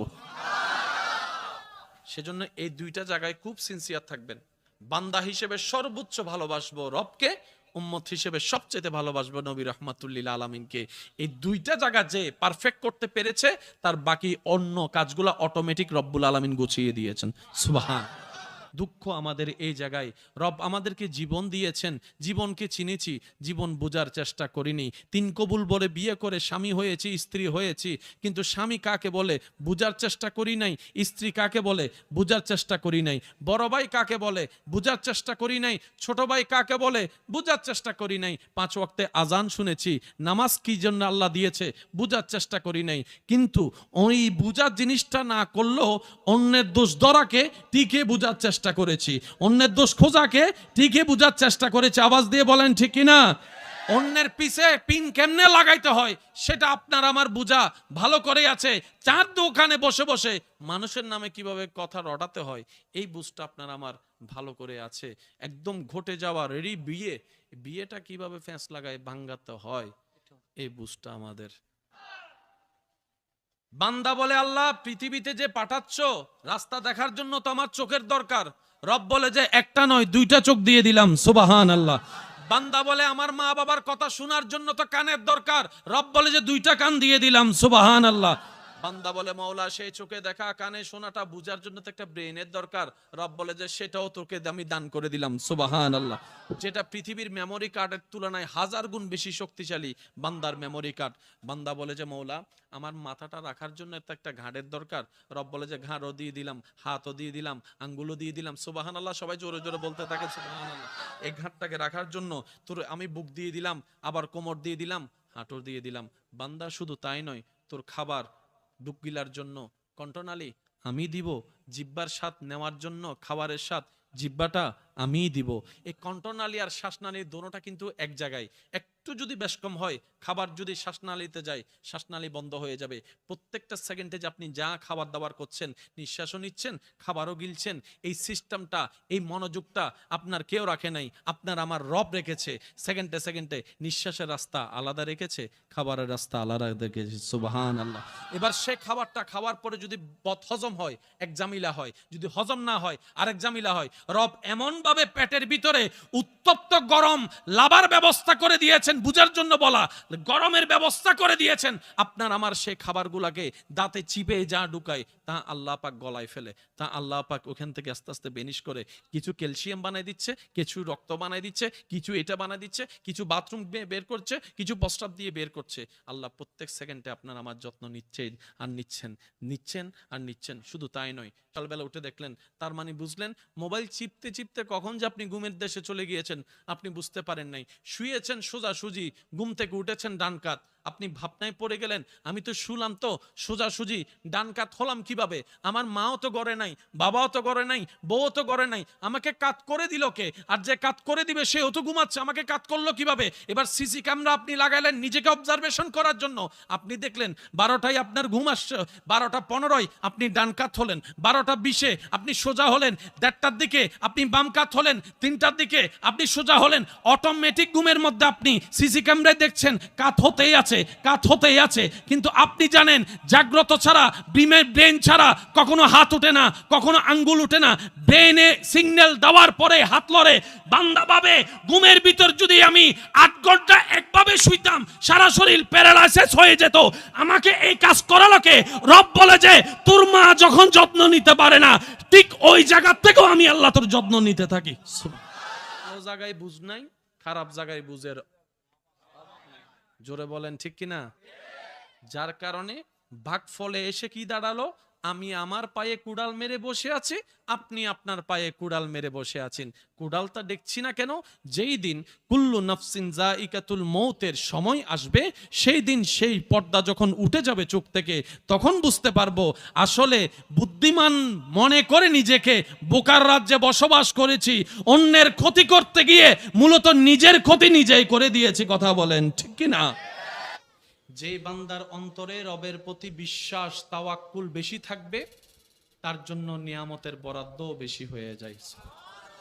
পৃথিবীতে আপনি যা দেখছেন, যা পাচ্ছেন, যা যতটুক পেয়েছেন, আমি যতটুক পেয়েছি, সত্যি করে বুকের মধ্যে হাত রেখে বলেন তো, এতটুক পাওয়ার যোগ্যতা কি আপনার আমাদের মধ্যে আছে? সামান্য যদি 100 টাকাও ইনকাম করতে হয়, কত পরিশ্রম করতে হয়, কত ঘাম জড়াতে হয়। সামান্য যদি আপনার আমার 1000টা টাকা কামাতে হয়, সারাটা দিন কত পরিশ্রম করতে হয়। 1 কেজি চাউল কিনতে গেলে কত কষ্ট, একটুখানি তরকারি কিনতে গেলে কত কষ্ট। বাজারের মধ্যে গেলেই বোঝা যায় আগুনের দাম কেমন আর বাজারের দাম কেমন, পার্থক্যটা বোঝা যায়। কথা বলেন ঠিক কিনা? অথচ আপনি দেখেন আল্লাহ তাআলা ফিরি লক্ষ লক্ষ টাকার চোখ আপনাকে আমাকে ফিরি দান করে দিয়েছেন। সুবহানাল্লাহ। একবার যারা কিডনির প্রবলেম হয়, ডায়ালিসিস যাদের করাইতে হয়, কি পরিমাণ কষ্ট তাদের সহ্য করতে হয়, টাকার হিসাব তো বাদই দিলাম। অথচ রব্বুল আলামিন আপনাকে আমাকে দয়া করে প্রত্যেকটা দিন এই ডায়ালিসিসের অটোমেটিক ডায়ালিসিস করায় কিডনি পরিষ্কার করে দিচ্ছেন। সুবহানাল্লাহ। নিঃশ্বাস পরিষ্কার রাখছেন, ফুসফুসি পরিষ্কার রাখছেন, রক্তনালী চালাচ্ছেন, রক্ত চালাচ্ছেন। এই যে আপনি আমি বলি লো প্রেসার, হাই প্রেসার, যেটার হচ্ছে রক্তচাপ, এই রক্তচাপ নিয়ন্ত্রণ করে আল্লাহ তাআলা নিজের দয়ায় নিয়ন্ত্রণ করে দিচ্ছে। সুবহানাল্লাহ। সেই হিসাবে যদি প্রত্যেকটা নিঃশ্বাসের যদি হিসাব দিই, অন্য ইয়া রব, তা আমি তোমার জন্য কি করব? রব বলে যে বেশি কিছু না, তোর যা দরকার আমি দিব, যতটুকু দরকার আমি দিব, যা দরকার তা দিয়েছি, আরো দরকার আরো দিব, সব নিয়ন্ত্রণ আমি করব। তুই শুধু বান্দা একটা কাজ কর, আমি রবের নিয়ামত পেয়ে শুকরিয়া করতে ভুলে যাস না, শুকরিয়া করতে ভুলে যাস না, শুকরিয়া আদায় করতে ভুলে যাস না, 5 ওয়াক্ত নামাজের কথা ভুলে যাস না, বড়দেরকে সম্মান করার কথা ভুলে যাস না, ছোটদেরকে স্নেহ করতে ভুলে যাস না, কেউ হক পেলে হক দিতে ভুলে যাস না, স্ত্রীর সেবা করতে ভুলে যাস না, স্বামীর সেবা করতে ভুলে যাস না, মা বাবার সেবা করতে ভুলে যাস না, আমার নবীকে মহব্বত করতে ভুলে যাস না, নবীর আদেশ মানতে ভুলে যাস না। তুই শুধু দুনিয়াতে আমি রবকে খুশি করে চলার চেষ্টা কর। কষ্ট করে যদি একবার ঈমান নিয়ে হাসরে তুই আসতে পারস, আমি আল্লাহ হাসরে তোকে খুশি করে দিব নিয়ামত দিয়ে। সুবহানাল্লাহ। স্বামী স্ত্রী হচ্ছে এমন একটা দামি সম্পর্ক যেটা আল্লাহ সূচনা করেছেন জান্নাতে। সুবহানাল্লাহ। একটু জোরে বলি। স্বামী স্ত্রীর সম্পর্কের সূচনা করেছে আল্লাহ কোথায়? জান্নাতে। শুধু তাই নয়, আবার যখন কিয়ামত হয়ে হাসর হয়ে জান্নাতে যাব, তখনও স্বামী স্ত্রীর সম্পর্ক সেখানে দেখা যাবে। বলেন সুবহানাল্লাহ। কত দামি একটা সম্পর্ক, গুরুত্ব না বুঝার কারণে 2-4 কথা হয়ে আমরা এখন কোর্টের মধ্যে মামলা দিয়ে ডিভোর্সের জন্য একজন আরেকজনকে অপদস্থ করার চেষ্টা করি। মনে রাখবেন, আল্লাহ তালাককে জায়েজ করেছেন কিন্তু পছন্দ করে নাই। সুবহানাল্লাহ জোরে বলি। আল্লাহ তালাকের অনুমতি দিয়েছেন কারণ সাপেক্ষে, কিন্তু আল্লাহ সেটা পছন্দ করে। কোরআনের ভাষায় স্বামীর পোশাক স্ত্রী, স্ত্রীর পোশাক স্বামী, 1000 বার শুনেছি, কিন্তু আল্লাহ তাআলা আমাদেরকে মেসেজটা কি দিলেন? পোশাকের কাজ হচ্ছে লজ্জাস্থান ঢেকে রাখা। একটু জোরে বলেন না।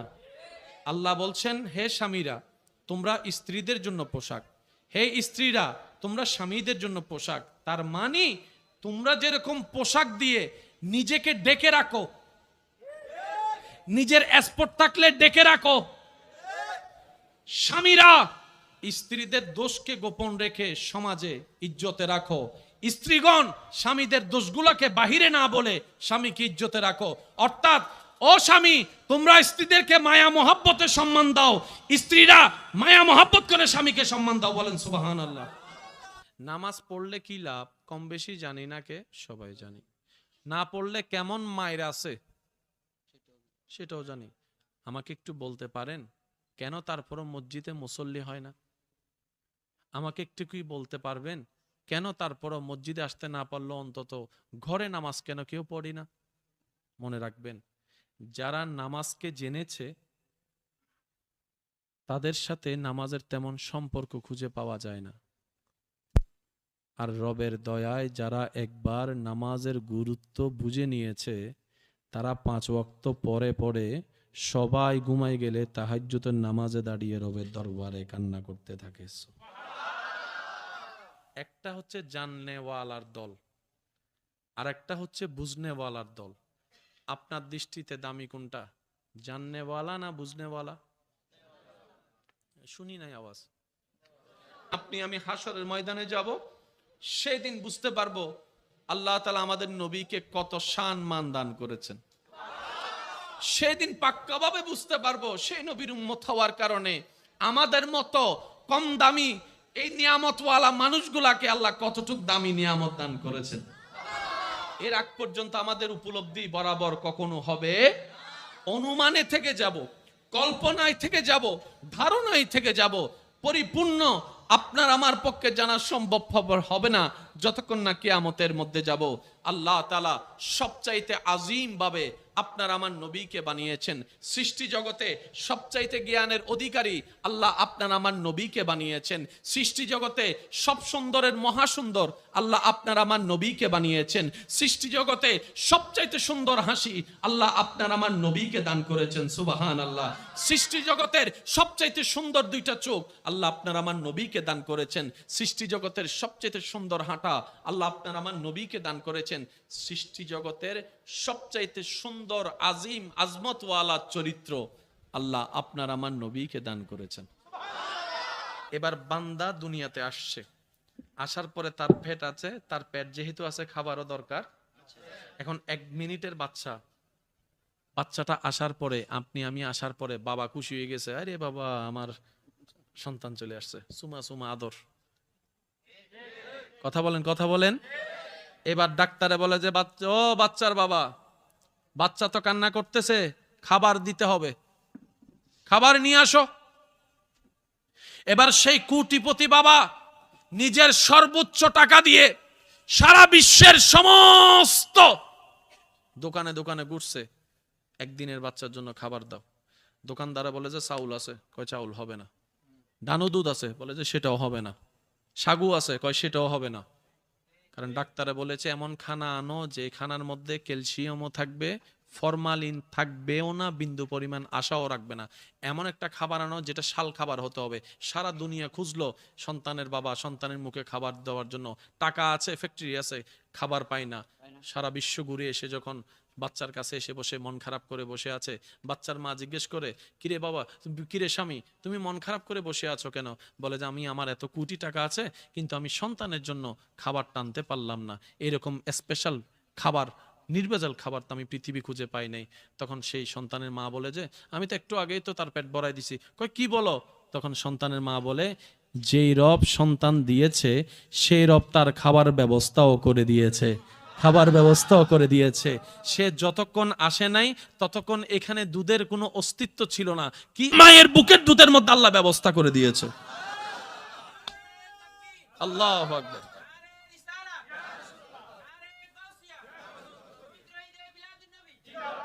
রব বলে মা গাররাকা বিরাব্বিকাল কারীম, তোরা আমি তখনও খাওয়াইছি যখন তোরা কে খাওয়াইতে পারে নাই। আমি যখন দুনিয়াতে আসছি আমার মার বুকে দুধ আসছে, আমি যখন দুনিয়াতে আসছি অটোমেটিক আল্লাহ ভাবে আল্লাহর কুদরতে আমার মার বুকে দুধ আসছে কি আসে নাই? আপনার মারও কতদিন ছিল? আল্লাহ কোরআনে বলছে 2 বছর খাওয়াও।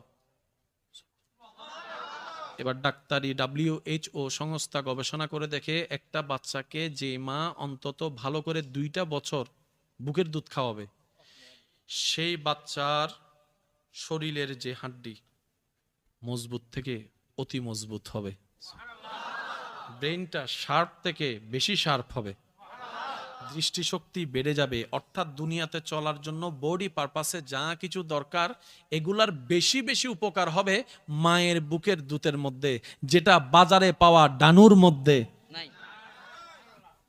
আল্লাহ আমাদেরকে এই কথাটা বুঝার তৌফিক দান করুক। অনেকে মনে করে কি দুধ বাচ্চাকে দুধ খাওয়াতে গেলে শরীর নষ্ট হবে। শরীর এটার জন্য নষ্ট হয় না বোন, ভালো করে দেখেন অন্য কারণে শরীর নষ্ট হচ্ছে।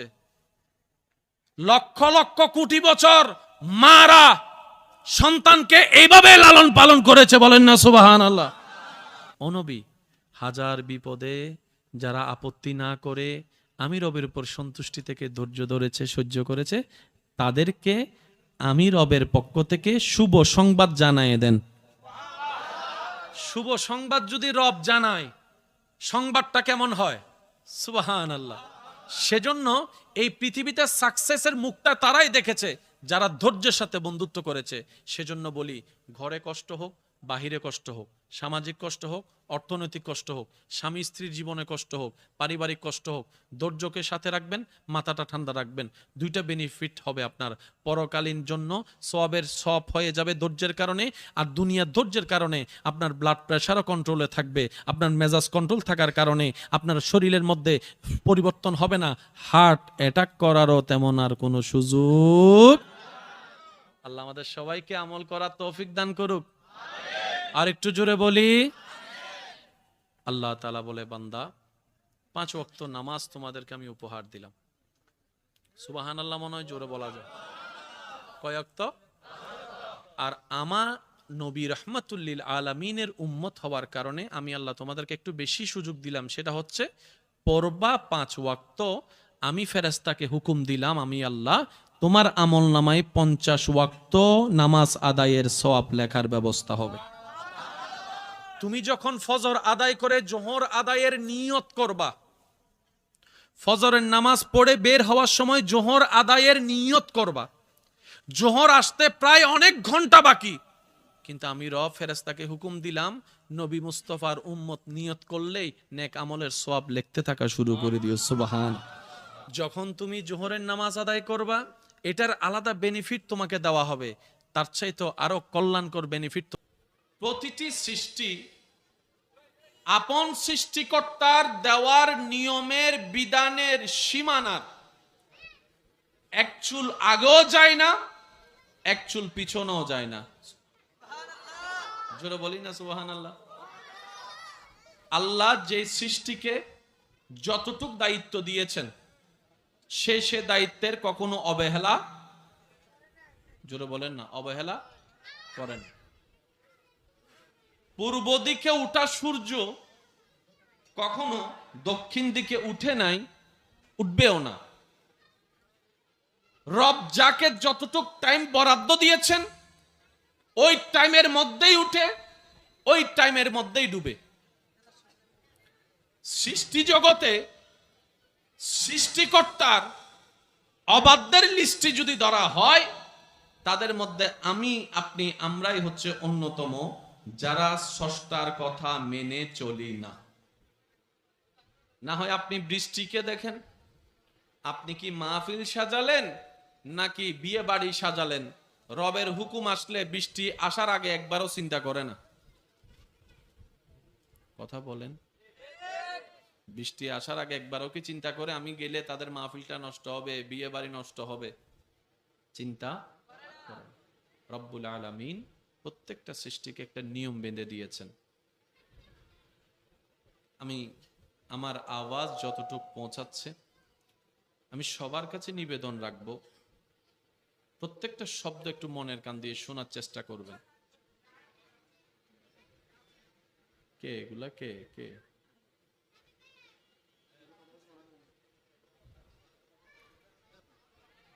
আমাদের হায়াত অর্ধেক শেষ, বাকি অর্ধেক আছে। চলেন না, পারি না পারি, চেষ্টা করি যদি একটু কাজে লাগানো যায়। চেষ্টা করতে তো কারো কোনো আপত্তি নেই। আসেন, সৃষ্টিকর্তা সৃষ্টি জগতে সমস্ত সৃষ্টির মধ্যে মানব জাতিকে আশরাফুল মাখলুকাত বলে সৃষ্টির 1 নম্বর আসন দান করে দিয়েছেন। সুবহানাল্লাহ।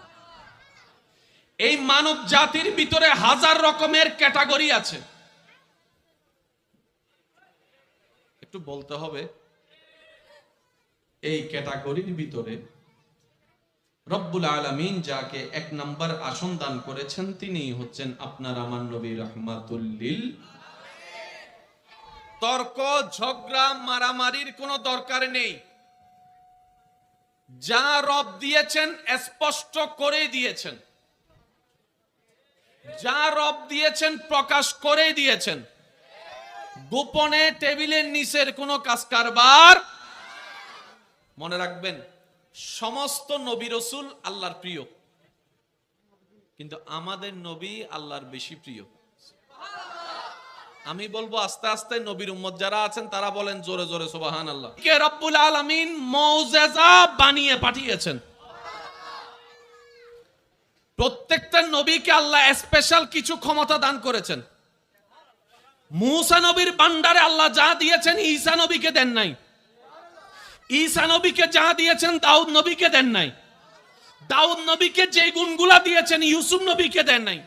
কিন্তু আপনি যখন আপনার নবী, আমার নবী, আমাদের নবী, আল্লাহর হাবিব নবী, শাফিউল মুজনাবিন নবী, রাহাতাল আশিকিন নবী, রাহমাতুল লিল আলামিন নবীর জীবন আদর্শ যখন আপনি সামনে রেখে আপনি অ্যানালাইসিস করতে থাকবেন, আপনি দেখবেন সমস্ত নবীর বিশেষ বিশেষ গুণ আমাদের নবীর মধ্যে দেখা যায়। সুবহান।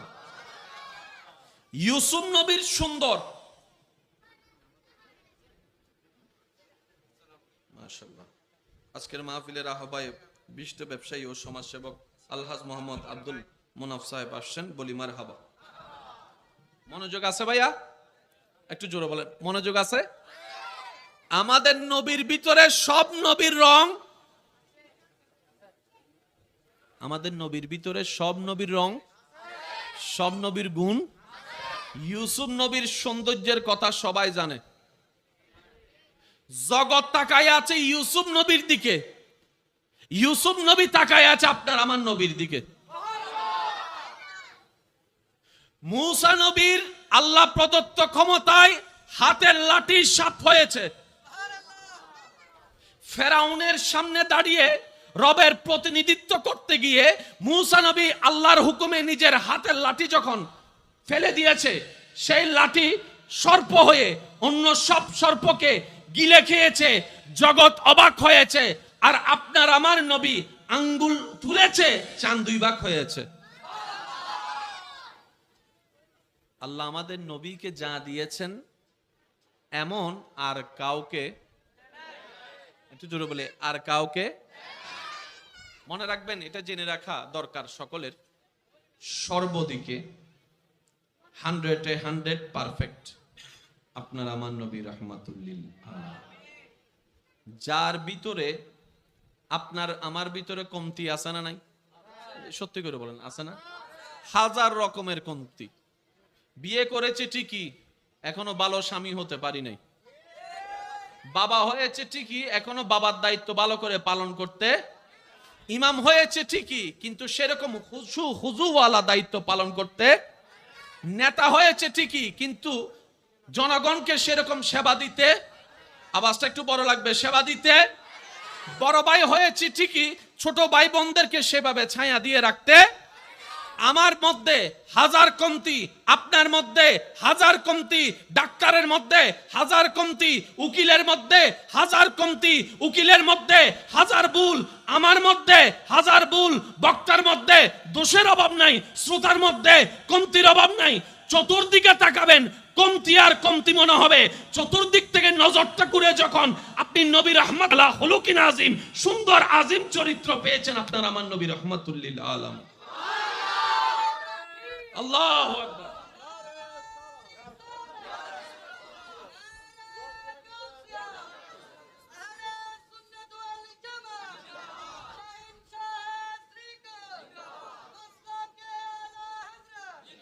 উচ্চ আওয়াজ একবার বলি মারহাবা, আরেকটু জোরে বলি মারহাবা। আপনার আমার আমাদের নবীর মতো পারফেক্ট আল্লাহ কাউকে বানায়, একটু আওয়াজটা পেলে খুশি হব, বানায়। তো বানানেওয়ালা যদি নাই বানাই, আমরা খুঁজে পাবো কেমনে? মার্কেটে প্রোডাক্ট নাই, ফ্যাক্টরি বানাই নাই, হাজার তল্লাশি করে সময় নষ্ট হবে। প্রোডাক্ট পাওয়া যাবে, যারা বলেন প্রোডাক্ট পাওয়া যাবে। এবার আসুন, একজন মানুষের ভিতরে যত গুণ থাকা দরকার, ভালো মানুষের ভিতরে জ্ঞান থাকার দরকার আছে না নাই? এবার বলেন সবার জ্ঞান কি এক সমান? একটা ভালো মানুষের ভিতরে সুন্দর কথাবার্তা থাকার দরকার আছে না নাই? সুন্দর হাসি মুখ থাকা দরকার আছে না নাই? সুন্দর চেহারা দরকার আছে না নাই? সুন্দর চরিত্র থাকার দরকার আছে না নাই? আপনি আমি কোনো না কোনো জায়গায় 100-এ 60 পাই, 100-এ 40 পাই, 100-এ 20 পাই। আপনার আমার নবী সব বিষয়ে 100-এ 100। একটু জোরে যদি বলা যায় সুবহানাল্লাহ। মেয়ের বাবা যারা আছেন তারা হাত তুললে জিজ্ঞেস করবে, ভাই মেয়ের বাপ হয়েছি, এখনো হক বালা করে আদায় করতে পারি নাই। নবীও মেয়ের বাবা, আপনি আমিও মেয়ের বাবা, কিন্তু নবীর মতো একজন বাবা এনে দেখান। জোরে বলেন না। নবীর মতো একজন ইমাম এনে দেখান, নবীর মতো একজন অভিভাবক এনে দেখান, নবীর মতো একজন স্বামী এনে দেখান। আরেকটু জোরে বলেন না। আপনি আমি যতই ভালো হই না কেন, বউয়ের কাছে মন পাওয়া যায় না। জোরে জোরে বলেন না। আম্মা জান আয়েশা সিদ্দিকা রাদিয়াল্লাহু তাআলা আনহাকে জিজ্ঞেস করা হচ্ছে, আপনার চোখে নবী রাহমাতুল্লিল আলামিনকে আপনি কেমন দেখেছেন? আম্মা জান আয়েশা সিদ্দিকা কত চমৎকার ভাবে উত্তর দেয়, বলে যে কোরআন যেটা তুমি দেখেছো, কোরআন যেটা পড়েছো, কোরআন যেটা শুনেছো, ওই কোরআনের বাস্তব ফটোকপি দেখতে যদি মন চায়, নবী রাহমাতুল্লিল আলামিনের জীবনীকে দেখো। বলেন সুবহান। কত চমৎকার কথা। সেজন্য আল্লাহ তাআলা সবচাইতে স্পেশাল বানিয়েছেন আপনার আমার নবী রাহমাতুল্লিল আলামিনকে। সুবহানাল্লাহ বলি। আমার দৃষ্টিতে কি জানেন, আমাদের জীবনের সবচাইতে বড় সৌভাগ্য কি? সবচাইতে বড় সৌভাগ্য হচ্ছে আল্লাহ তাআলা আমাদেরকে আশরাফুল মখলুকাতের মধ্যে প্রবেশ করার সুযোগ দিয়েছেন। তারপর বড় সৌভাগ্য হচ্ছে আল্লাহ তাআলা আপনাকে আমাকে নবী রাহমাতুল্লিল আলামিনের উম্মত হওয়ার সুযোগ দিয়েছেন। সুবহানাল্লাহ একটু জোরে বলি। এই নবীর উম্মত হয়ে দাম যে কত বেশি হয়েছে, সেই নবীর মর্যাদা নি হে হাশর মে ইজ্জত রাসূলুল্লাহ কি লা ওয়া রাব্বিল আরশ জিসকো जो मिला उनसे मिला बढ़ती है कौनैन में नेमत रसूलुल्लाह की। হযরত নূহ আলাইহিস সালামকে আল্লাহ তাআলা শত শত শত বছর হায়াত দিয়েছেন এবং আল্লাহ বলেছেন, এই সারা পৃথিবীর ভিতরে আমি আল্লাহ তোমাকে সারা পৃথিবীর দায়িত্ব দিচ্ছি না, এই বোয়ালখালী এলাকার মানুষের কাছে তুমি যাও, বোয়ালখালীর মানুষের কাছে আমার ইসলামের কথা বলো, আমি রবের কথা বলো এবং তাদেরকে মুসলমান বানাও। সুবহানাল্লাহ। সময় তোমার 900 বছর। এরিয়া বলখালি কি সিডাঙের সামনে বেশি বড় না ছোট? জোরে বলেন না। এরিয়া, সময়। মুসা নবীকে আল্লাহ পাক বললেন তোমাকে বনি ইসরাইলের দায়িত্ব দিলাম। মুসা নবী বলে যে আল্লাহ আমার সময় কত? বলে যে যাও তোমারও 100 বছর। আইয়ুব আলাইহিস সালামকে আল্লাহ পাক বললেন যাও তোমাকে আমি পটিয়ার দায়িত্ব দিলাম। বলখালিকে দাওয়াত দেওয়ার দরকারও নাই, তোমার কাছে জবাবদিহিতাও নিব না বলখালি সম্পর্কে, কারণ তোমার দায়িত্ব পটিয়া। আইয়ুব নবী বলে আল্লাহ আমার সময়, বলে যে যাও তোমারও বছরের পর বছর দিছি। একটু জোরে বলেন না সুবহানাল্লাহ। ইউনূস আলাইহিস সালামকে আল্লাহ পাক বলে তোমার দায়িত্ব আগ্রাবাদ। আল্লাহ আমার সময়, যাও তোমারও 100 বছর দিলাম। জায়গা ছোট, এরিয়া ছোট, সময়। এবার সব নবীর আশা শেষ। ভাইয়া প্লিজ একটু মনোযোগ, আল্লাহর ওয়াস্তে একটু মনোযোগ। আল্লাহর কুদরত বুঝার দরকার আছে না নাই? সেই নবীর উম্মত সবাই আওয়াজ দিয়ে বলেন আল্লাহর কুদরত বুঝার দরকার আছে না নাই? অন্যান্য নবীদেরকে আল্লাহ জায়গা দিয়েছেন, দায়িত্ব দিয়েছেন ছোট, এরিয়া দিয়েছেন ছোট, সময় দিয়েছেন, জোরে বলেন না, সময় দিয়েছেন। এবার আপনার আমার নবী আসার পালা। এবার আপনার আমার নবী আল্লাহকে জিজ্ঞেস করে আল্লাহ আদম নবীকে তো তুমি একটা এরিয়া দিয়েছো, মুসাকে তুমি বোয়ালখালী দিয়েছো, ঈসাকে তুমি পটিয়া দিয়েছো, আল্লাহ আমার দায়িত্ব এরিয়া কদ্দুর? রব্বুল আলামিন বলে রাহমাতুল লিল আলামিন। শুনি না। আল্লাহ পাক বলে নবী আপনার এরিয়া হচ্ছে বোয়ালখালী, পটিয়া, আগ্রাবাদ, সবগুলা মিলে চট্টগ্রাম। চট্টগ্রামটা যে দেশে, সে বাংলাদেশের দায়িত্ব আপনার, ইন্ডিয়ার দায়িত্ব আপনার, পাকিস্তানের দায়িত্ব আপনার। সুবহানাল্লাহ কিন্তু জোরে জোরে বলতে হবে সুবহানাল্লাহ। দুবাইয়ের দায়িত্ব আপনার, আফ্রিকার দায়িত্ব আপনার, নর্থ আমেরিকা আপনার, আমিন যত বড় সমস্ত দায়িত্ব আপনার। বুঝবেন তো? নবী বলা যে আচ্ছা ঠিক আছে আল্লাহ তুমি যেহেতু খুশি হইয়া পুরাটাই দিছো, এশিয়াও দিয়েছো, ইউরোপও দিয়েছো, আমেরিকাও দিছো, সব দিছো আমার দায়িত্বে। তো আল্লাহ আমার টাইম কদ্দুর? আল্লাহ বলে যে 63 বছর।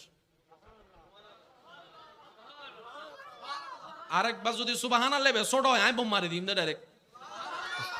এই জন্য হদ দে সিরেঙ্গে মাইনসুল লয় মেজবানের গোস্তর সম্পর্ক আছে না? ইয়নো না হদ দেখে না, জোর হন আছে না? গরু গোস্তর সম্পর্ক আছে না? তো গরু গোস্ত কি নরম না গরম?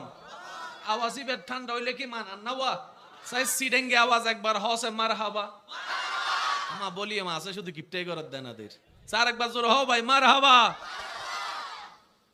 নবীর দায়িত্ব সীমা এরিয়া এমন বড় হাতও আটবে না, এমন বড় হাতেও আটবে না, মানচিত্র আটবে না। বাবা বাবা এই যে ওয়া ভবিষ্যৎ প্রধানমন্ত্রী একবার দরুদ শরীফ পড়েন আল্লাহুম্মা সাল্লি আলা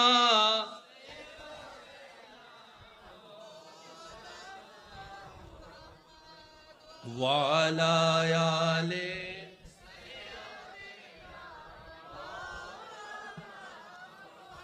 উচ্চ আওয়াজ একবার বলেন মারহাবা। পরীক্ষা যদি বাকি থাকে 3 দিন, সাবজেক্ট হলো বেশি, পরীক্ষার সময় কম, তাহলে পড়ালেখার ঘন্টা কি কমাইতে হবে না বাড়াইতে হবে? দিনেও পড়া, দুপুরেও পড়া, বিকেলেও পড়া, রাতেও পড়া, গভীর রাতেও পড়া, 2 ঘন্টা ঘুম, তারপর আবার পড়া। কারণ পরীক্ষার সময়, জোরে বলেন না, পরীক্ষার সময় সাবজেক্ট, আর যদি সাবজেক্টও বেশি পরীক্ষার সময়ও বেশি হয়, ছেলে মেয়েদেরকে দেখবেন বইয়ের কাছেও নাই। এই যে 3 মাস বাকি আছে, মা বাবা ডেলি এরও ফত্যু বয়ত পারে না কেন? জোর হনা বাজি পারে না, এটা ডাইরেক্ট লেকচার মারা দেয়, বহুত দেরি। এবার খেয়াল করবেন আমার কথা। নবী বলে আল্লাহ আমার সময় কদ্দুর? আল্লাহ পাক বলে যে আপনার সময় 63 বছর, 63 ইয়ার্স অনলি। জায়গা, সময়। এবার আপনার বিবেক কি বলে? কাজ কি স্লো করতে হবে নাকি বেশি দ্রুত করতে হবে? কাজের যেহেতু আমাদের এরিয়া বড়, সময়। এবার আপনার আমার নবী আসছেন, সবার মনোযোগ চাচ্ছি আমি বলবো, আপনারা শুধু মিলাবেন, যা জানেন সেটাই বলবো, শুধু একটু গভীরে যাওয়ার চেষ্টা করবো। ওয়ামা তৌফিক ইল্লা বিল্লাহ। নবীজি আসলেন, 1 বছর বয়স মোবারক, 2 বছর বয়স মোবারক, 3 বছর বয়স মোবারক। যত বয়স এদিকে বাড়ে, 63 থেকে সময় তত, জোরে বলেন, 63 থেকে তত সময়। এবার নবীর বয়স 3 বছর মোবারক। নবী আল্লাহকে বলে, আল্লাহ আমার এরিয়া তো বিশাল, সময় তো খুব কম, আমি কি কাজ শুরু করব? রব বলে যে এখনো সময় হয় নাই, সময় হলে আমি বলবো, সময় হলে আমি বলবো। এখন 63 থেকে 3টা বছর চলে গেল, মাত্র হাতে আছে 60 বছর। এই 60 বছরের ভিতরে কালিমার দাওয়াত আরবের প্রত্যেকটা জায়গায় জায়গায় পৌঁছাই দিতে হবে, তায়েফে পৌঁছাই দিতে হবে, মদিনায় পৌঁছাই দিতে হবে, বিভিন্ন জায়গায় 7 মাস চলে যাবে। এক জায়গা থেকে আরেক জায়গায় গেলে তো বললে তো দাওয়াত গ্রহণ করবে না, অনেক সময়ের পারপাসের বিষয়। নবী বলে, আল্লাহ আমার এখন 4 বছর বয়স মোবারক, 5 বছর বয়স মোবারক। আল্লাহ পাক বলে যে নবী আপনি চুপ করে থাকেন, চুপ করে থাকেন, দাওয়াত দেওয়ার এখনো সময় হয় নাই। সুবহানাল্লাহ, জোরে বলি। নবীজির বয়স 10 বছর মোবারক। আল্লাহ বলে যে চুপ করে থাকেন। নবীর বয়স 15 বছর। আল্লাহ বলে চুপ করে থাকেন। নবীর বয়স 20 বছর। আল্লাহ বলে যে চুপ করে থাকেন। নবীর বয়স পৌঁছায় গেল 25 বছরে। আল্লাহ বলে যে চুপ করে থাকেন। 30 বছর নবীকে আল্লাহ বলে চুপ করে থাকেন। সুবহানাল্লাহ। 35 বছর বলে যে চুপ করে থাকেন। 39 বছর আল্লাহ বলে নবী চুপ করে থাকেন। তো 63 থেকে যদি 39 চলে যায়, হাতে আর থাকে কত? 40 বছর হলেও আল্লাহ পাক বলে, হাবিব দাওয়াত দেওয়া শুরু করেন। Can you imagine that? এই জায়গায় আপনি আমি হইলে কি কইতাম? অনদায় হইলেন কি হইতাম? কি বাস্তব জিয়ে নেন হন আবাজ। আর আরো যদি হয় 63 বছরের ভিতরে সারা পৃথিবী মিতির লোয়ারু কি দেখাবি? 40 বছর যদি আর রোয়ার উত্তু নদে দান উত্তু নদে আরা হইম দে তুই হগু মাথন আবাজি চ্যালেঞ্জ দিবে, ফারিভান দিবে তো মাথন ন ভাই, ঠিক না? 40টা বছর আল্লাহ নবীকে চুপ করে রেখেছেন। এই বাবা হাত জোর করে বলতেছি, কত বছর আল্লাহ চুপ করে রেখেছেন? এখন বাকি আছে 63 থেকে 40 গেলে কত? জোরে বলেন। 23 বছর। আমার যুবক ভাইদের আমি একটু মনোযোগ চাচ্ছি, কত বছর? এই 23 বছরের ভিতর মক্কি জীবনী আছে, মাদানী জীবনীও আছে। এই 23 বছরের ভিতরে মক্কার জীবনও আছে, মদিনার জীবনও আছে। বড় চমৎকার বিষয়, 40 বছর বয়সে আল্লাহর নবী রাহমাতুল্লিল আলামিন আল্লাহর হুকুমে আল্লাহর ইসলামের দাওয়াত দেওয়া শুরু করলো। ইয়া আইয়ুহান নাস কুলু লা ইলাহা ইল্লাল্লাহ তুফলিহুন তুফলিহুন তুফলিহুন। এক আল্লাহর দাওয়াত দেওয়া শুরু করলেন। কিছুদিন যেতে না যেতে, without internet, without Facebook, without news channel, ওই মক্কার ভুবন থেকে, আরবের জমিন থেকে লা ইলাহা ইল্লাল্লাহর ধ্বনিটা আল্লাহ তাআলা কুদরতি ব্যবস্থাপনায় আফ্রিকা পর্যন্ত পৌঁছায় দিয়েছেন। সুবহান আল্লাহু আকবার। আল্লাহ। কত বছর বলেন না? 40 বছর চলে গেলে আর কত বছর বাকি থাকে? সবাই একটু বললে খুশি হবে। কত বছর? 23 বছরের ভিতরে নবীর উপর মক্কার জীবনে কমে আবার মক্কার দিকে আসতে শুরু করলেন। যাওয়ার সময় ছিল 2 জন 3 জন অল্প জন, আসার সময় নবীর বাহিনীতে যোগ হয়ে গেল 10,000 মুসলমান। 10,000 মুসলমান। সুবহানাল্লাহ। 10,000 মুসলমান নবীর সেই মক্কা বিজয়ের দিন নবীর বাহিনী নিয়ে মক্কার ভুবনে আসতে দেখে, মক্কায় যারা নবীকে আহত করেছে, কষ্ট দিয়েছে, পানি বন্ধ করেছে, খাবার বন্ধ করেছে, তারা ভয়ে পালাতে শুরু করেছে। আজকে মোহাম্মদ তো তখন একা ছিল, কিছু করতে পারে নাই। আজকে মোহাম্মদের হাজার হাজার সৈন্য হয়েছে, আমাদেরকে প্রতিশোধ নিবে, আমাদেরকে মেরে ফেলবে, আমাদেরকে আঘাত করবে। চোরের মন পুলিশ এই চিন্তা নিয়ে তারা পালাতে লাগলো। নবী মুস্তাফা বীর বেশে যে মক্কা থেকে বের করে দিয়েছে নবীকে, সেই নবী আবার মক্কার মধ্যে মাথা উঁচু করে আসতে শুরু করেছে। সময় এখনো শেষ হয় নাই। হাজার হাজার মুসলমান আবার ছুটছে মক্কা থেকে, চলে গেছে পুরা আরব হয়ে আফ্রিকায়, মিশরে, রাশিয়ায়, হিন্দুস্তানে। এটাও কিন্তু হিন্দুস্তান, কথা বলে না। আমার যুবক ভাইরা আমার চাইতে আরো ভালো জানে। দেশ হয়েছে পরে, আগে এই পুরাটাকে একসাথে বলা হয়তো হিন্দুস্তান। এই হিন্দুস্তানের ভিতরে শ্রীলঙ্কাও আছে না নাই, নেপাল আছে না নাই, বাংলাদেশ আছে না নাই। বুঝার চেষ্টা করবেন, সর্ব জায়গায় শোনা যাচ্ছে লা ইলাহা ইল্লাল্লাহ, লা ইলাহা ইল্লাল্লাহ, লা ইলাহা ইল্লাল্লাহ, লা ইলাহা, জোরে বলেন লা ইলাহা, লা ইলাহা, লা ইলাহা, লা ইলাহা, লা ইলাহা। যারা এই লা ইলাহা বললে ওয়ালার গলা চিপে ধরছে, লা ইলাহা ইল্লাল্লাহ যেন না আসে, তাদের ঘরের ছেলেরা বলে লা ইলাহা ইল্লাল্লাহ, বউরা বলে লা ইলাহা ইল্লাল্লাহ, ভাই বলে লা ইলাহা ইল্লাল্লাহ। সে চিন্তায় পড়ে গেল, কিরে কিভাবে সম্ভব? আমরা তো টাকা দিয়েও মানুষ কিনতে পারি না, কিনলেও যতক্ষণ সামনে থাকি সালাম সালাম করে, পিছনে চলে গেলে ১৪ গোষ্ঠী ধরে গালাগালি করে। মুহাম্মদ একটা টাকাও দিল না, সবার মুখে লা ইলাহা ইল্লাল্লাহ। ব্যাপার কি, ব্যাপার কি? তারা চিন্তায় পড়ে গেল, মুহাম্মদের খাবার বন্ধ করে দিয়েছি, ইসলাম প্রচার বন্ধ হয় নাই, পানি বন্ধ করে দিয়েছি, ইসলাম পাচার বন্ধ হয় নাই, দেশ থেকে বের করে দিয়েছি, ইসলাম পাচার বন্ধ হয় নাই, সম্পত্তি জব্দ করেছি, ইসলাম প্রচার বন্ধ হয় নাই, সবাই মুসলমান হতে চললো গো, মুহাম্মদের দলে যোগ দেওয়া শুরু করলো। ব্যাপার কি, ব্যাপার কি, ব্যাপার কি? কিছু তো একটা আছে, কিছু তো একটা আছে, কিছু তো একটা আছে। তারা গবেষণা করে দেখে, যেই বিধর্মী একবার নবীর চেহারা দেখে তার অন্তরে কালিমার নূর ঢুকে যায়, সুবহানাল্লাহ। যে একবার নবী মুস্তাফার কথা শুনে তার অন্তরে ঈমানের নূর ঢুকে যায়। আর কেউ যদি একবার নবী মুস্তাফার সাথে সরাসরি দেখা করতে পায়, বসতে পায়, অন্তরটা ঈমানের আলোয় আলোকিত হয়ে যায়, সুবহান। নবী রাহমাতুল লিল আলামিনের একটা অভ্যাস মোবারক ছিলেন, যখনই নবীর দরবারে কিছু হাদিয়া আসতেন, নবীজি সবার মধ্যে সেটা বন্টন করে দিতেন। একা কোনো কিছু খেতেন। একদিন এক আশেক নবীর জন্য কিছু আঙ্গুর নিয়ে আসছে। সাহাবায়ে কেরাম কয়েকজন সামনে বসা ছিল।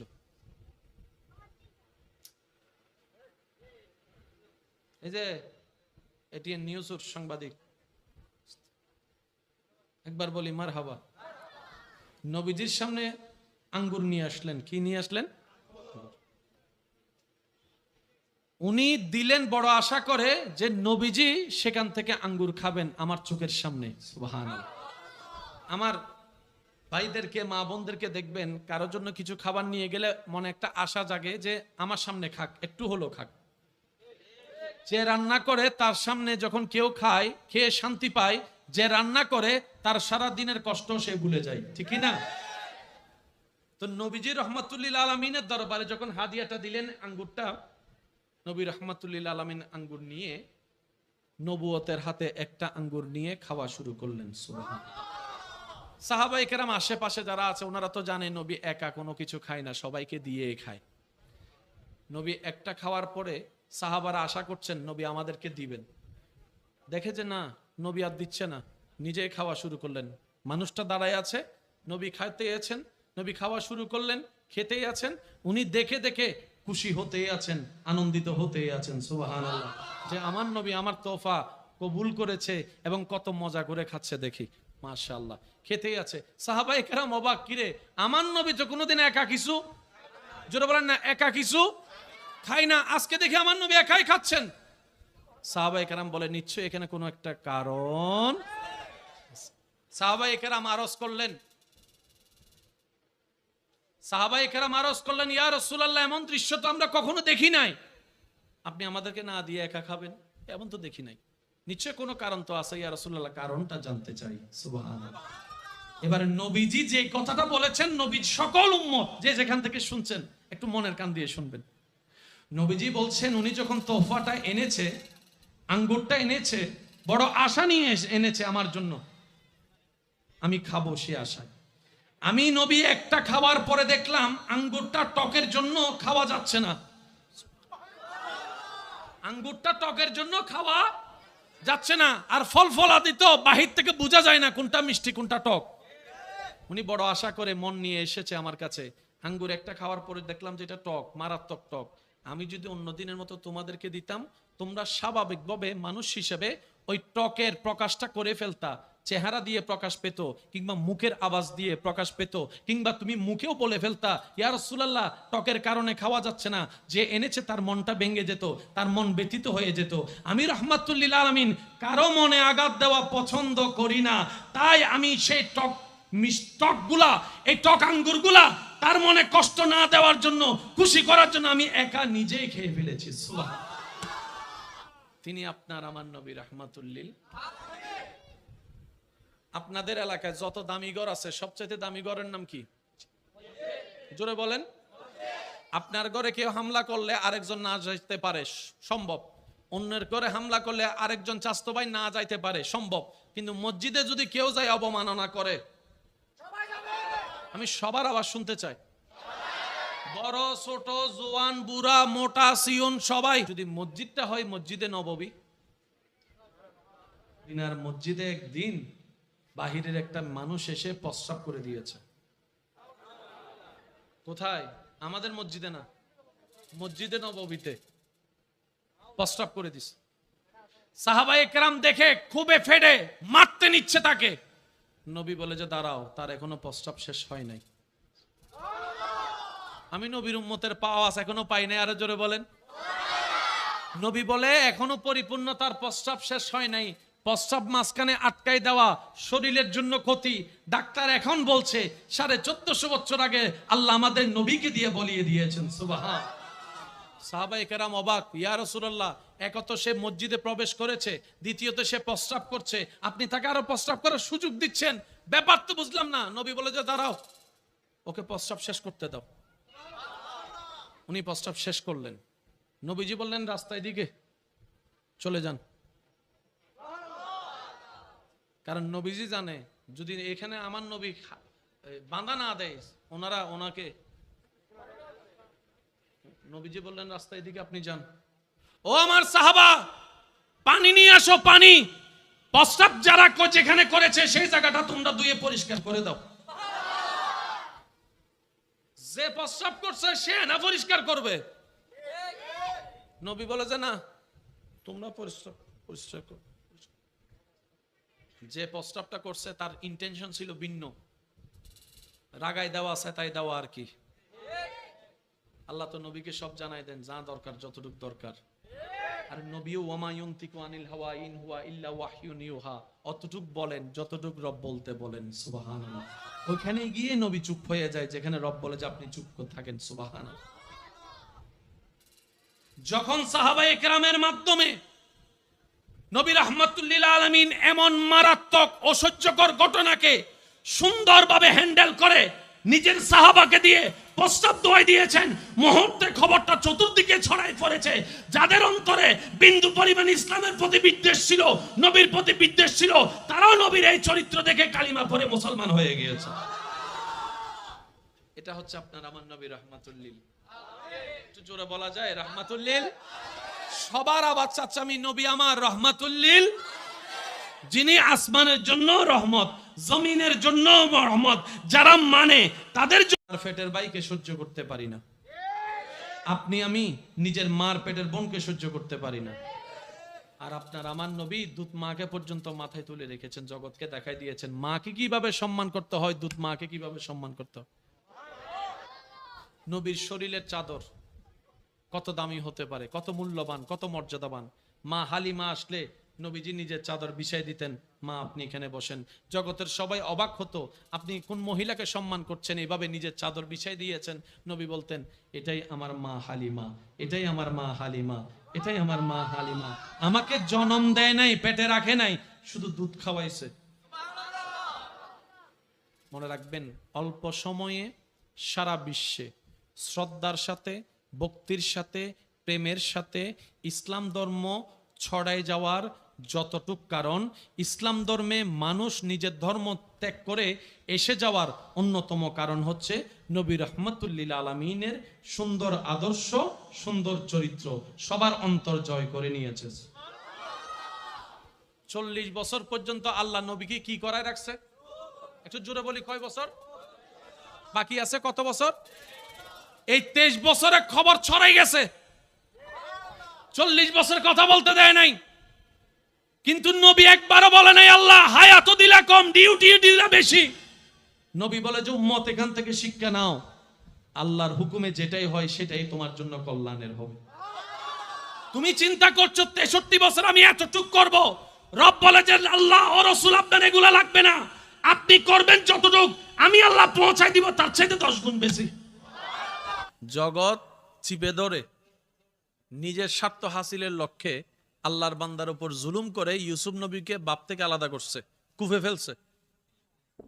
ইউসুফ নবী ধৈর্যের উপর ধৈর্য ধরেছে, রবের উপর শুকরিয়া করেছে। রব বলে যে ও ইউসুফ আমার উপর জেলখানার আসামি করেছে। ইউসুফ নবী ধৈর্য এবং সহ্যের সাথে হাসি মুখে রবের দরবারে শুকরিয়া করেছে। রব বলে যে ইউসুফ তোমার সেই ধৈর্য ধরাটা আমার পছন্দ হয়েছে, তোমার সহ্য করাটা আমার পছন্দ হয়েছে। এত এত এত বদনামের ভিতরও, কলঙ্কের ভিতরও তুমি যে আমার ইবাদত করছো খুশি মনে, আমি রবের বড় খুশি হয়েছি। সেজন্য জগৎ তোমাকে জেলখানায় পাঠিয়েছে, আমি এখন তোমাকে দেশের রাজত্বের ব্যবস্থা করে দিচ্ছি। মনে রাখবেন ভাইয়েরা, যখনই দেখবেন পথ দুনিয়া বন্ধ করবে, মনে রাখবেন আল্লাহ আপনার জন্য পথ খুলতে চাচ্ছে। আমরা সবসময় একটা কথা বলি, বিপদে বন্ধুর পরিচয়।